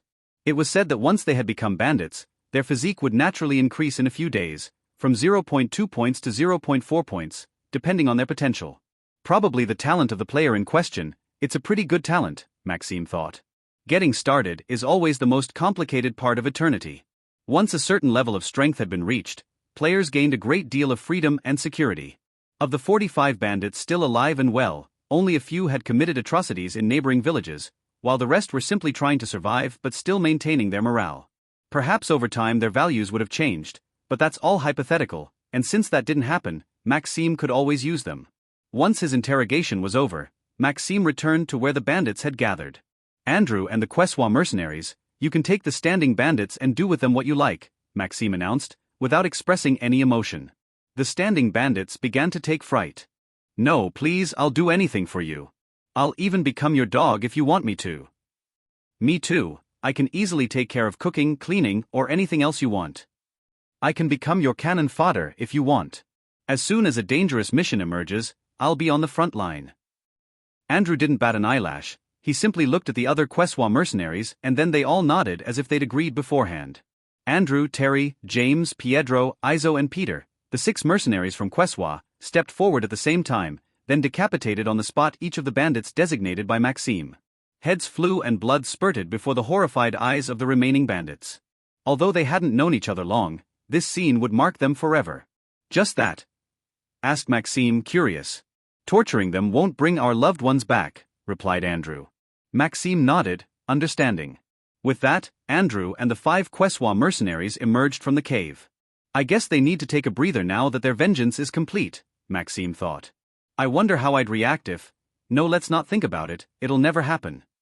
Andrew, now outside the cave, was contemplative as he gazed up at the sky. "Mom, Dad, my sister. The people who hurt you are finally being punished," he thought as a drop of water fell down his face. The 5 other mercenaries behind Andrew sat on the ground, all staring up at the sky. No one knew what they were thinking. Back in the cave, Maxime took a serious look at the remaining bandits. "Today I have two options to offer you," he announced to the bandits kneeling before him, still surrounded by a score of saber-toothed tigers including Romuald, Tenna and his brothers, Rodrigo, Ernest. The former bandits listened attentively. "Firstly, you can become the logistical staff of our mercenary group, you'll enjoy all the benefits brought by my talent and you'll never have to go to a battlefield. You won't, however, get a salary without at least 3 years' service, but you'll be provided with proper room and board. After 3 years of service, you will get a minimum monthly salary of 10 silver coins. The exact salary will depend on your performance and position. If you choose this option, you'll have to stay with our mercenary for at least 5 years." The bandits were deeply impressed by such benefits. They had already learned the power of the talent of the man in front of them, not to mention that they would also be housed and fed. For them, this was already the pinnacle they could hope for in this life. After all, who would risk becoming a bandit if they had enough food and a roof over their heads? A wage of 10 silver coins was also more than adequate, bearing in mind that the average income per adult civilian was 15 silver coins. But these civilians had to pay for their own food, as well as various housing expenses. If these civilians could keep 4 or 5 silver coins a month, that was already great. Of course, if they had children, the monthly savings could only be counted in bronze coins. "Second option, join our mercenary group," Maxime declared. "You'll directly get a salary of 50 silver coins each month, then your salary will increase to 1 gold coin per month after 1 year of service in our mercenary group. You'll be exempt from all household chores and can spend your free time doing whatever you want, unlike the first option. You will also have access to various benefits that are specific to our mercenary group if you are injured during a mission or the like. By choosing this option, you can also hope one day to become one of the greatest men in this world by accumulating merits in our mercenary group," concludes Maxime. Of course, there's the third option, which is to regain your freedom and leave the cave on your own. But no one knew if Maxime would let them leave alive if they really chose this option, not to mention the fact that they were already well aware of the saber-toothed tiger leader's talent, as Maxime had already mentioned the effects to them during the interrogation. "Now determine your fate. Stand up and stand to my right if you wish to choose the first option. If you wish to choose the second option, stand to my left." The bandits looked at each other, hesitating slightly. In the first option, they would indeed get Maxime's talent, but in the end they would never really benefit from it, as they would always have to work for the comfort of the active mercenaries. They'll also never enjoy the glory and adrenaline of mercenary life. And above all, if they have children, they will indeed be able to feed and house them with difficulty, but that's all it came down to, their future could be imagined. With the second option, they could become a powerful man as well as ensure a bright future for their children as they'd always dreamed of, but they'd be putting their lives on the line. Laura was the first to stand up and move to Maxime's left. "Maybe, thanks to this man, I'll be able to find my sister," Laura thought, looking at Maxime's back. When Organ saw Laura stand up, he sighed as he made a big decision. As an old man at this rate, I won't last much longer, so I might as well try everything to increase my lifespan by a few more decades," he thought with a smile, happy at the opportunity. Then he stood up and moved to Maxime's left. But his smile was frightening, as his face still hadn't healed from the damage left by Rodrigo. Watching his opponent pull up behind Maxime, Rodrigo wasn't sure what to think.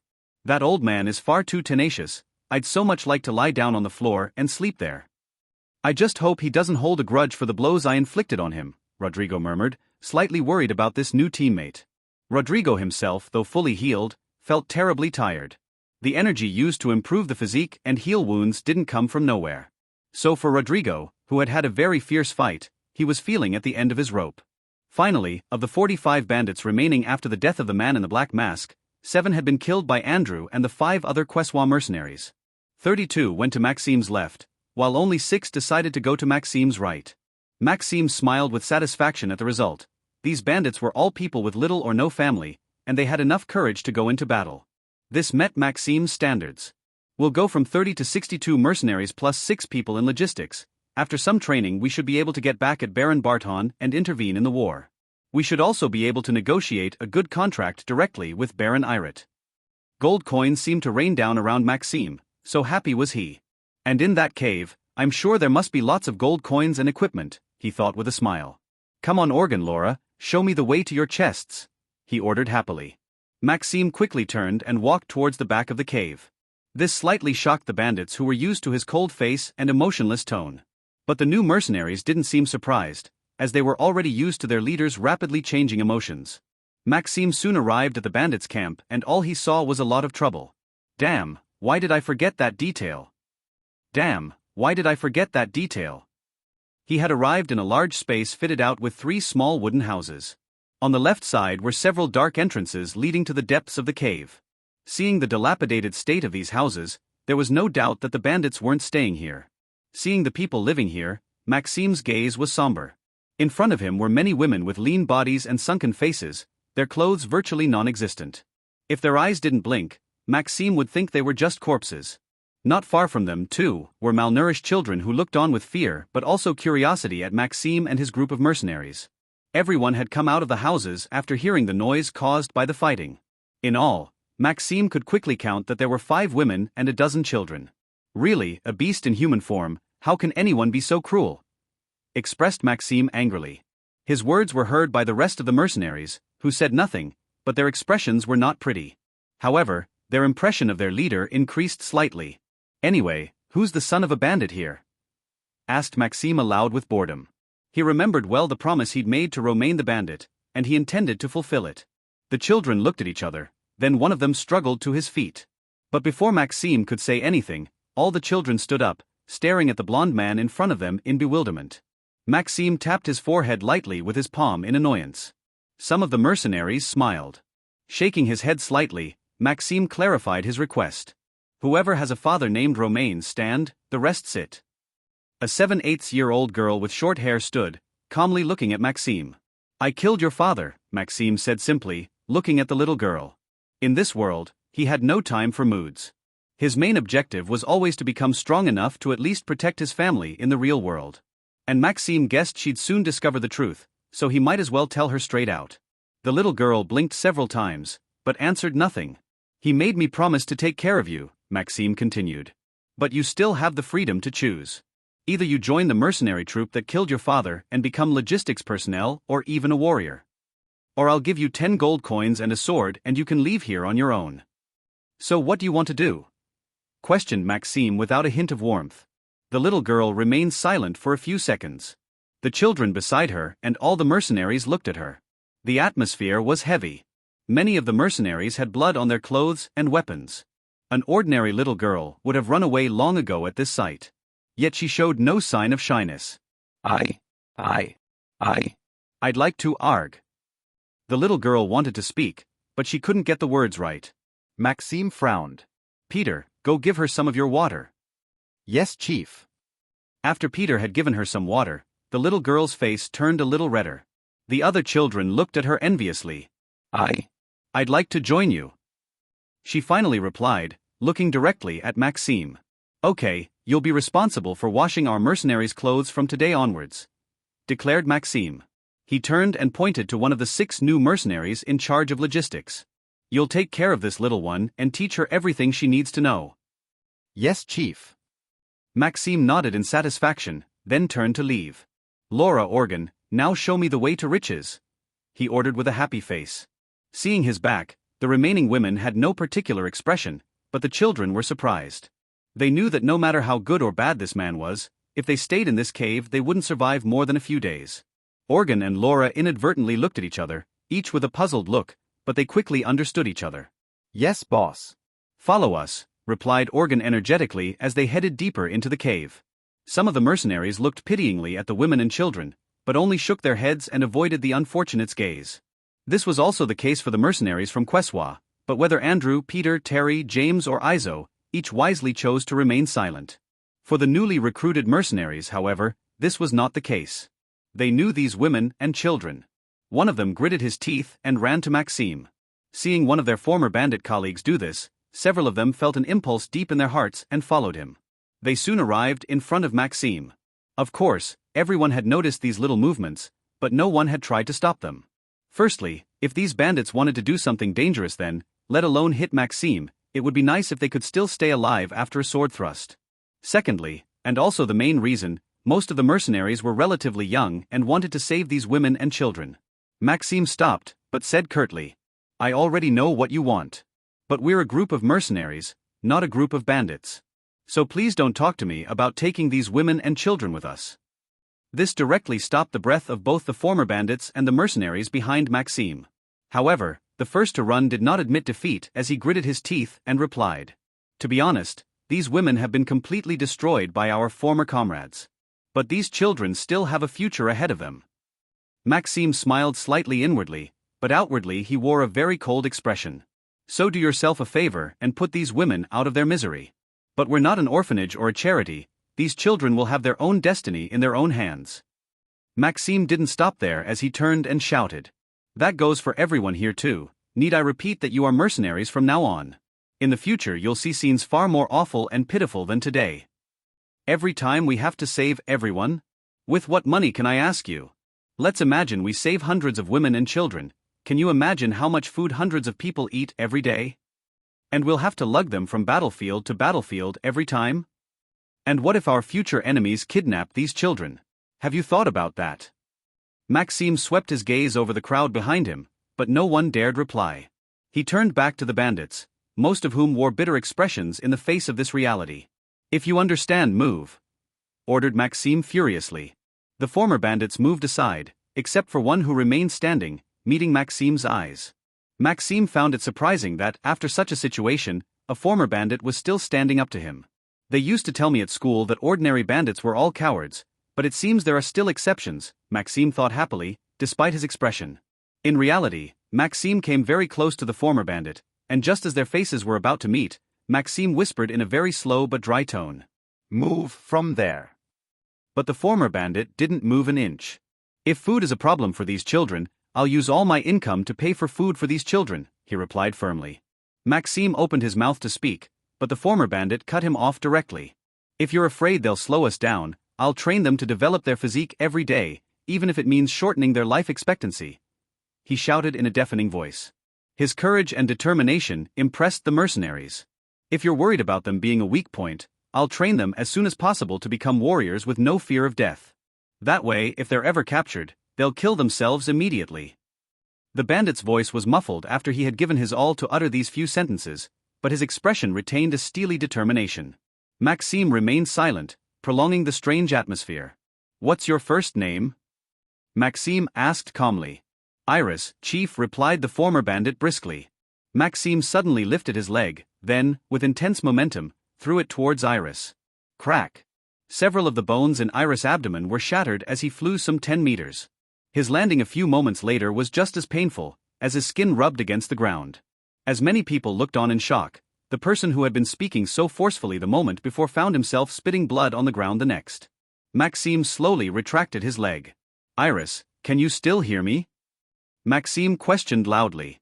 The former bandit, barely regaining his senses, heard Maxime's voice. I hear you, chief. From now on, you'll be in charge of the 9 children left here as you see fit. Iris, who was spitting blood, was extremely happy to hear these words.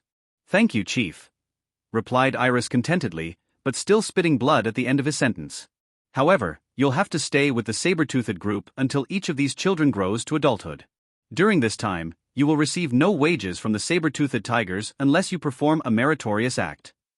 Iris thanked Maxime once again for his kindness, despite his seemingly heavy punishment. Maxime passed his gaze to the former bandits who had accompanied Iris. As for you,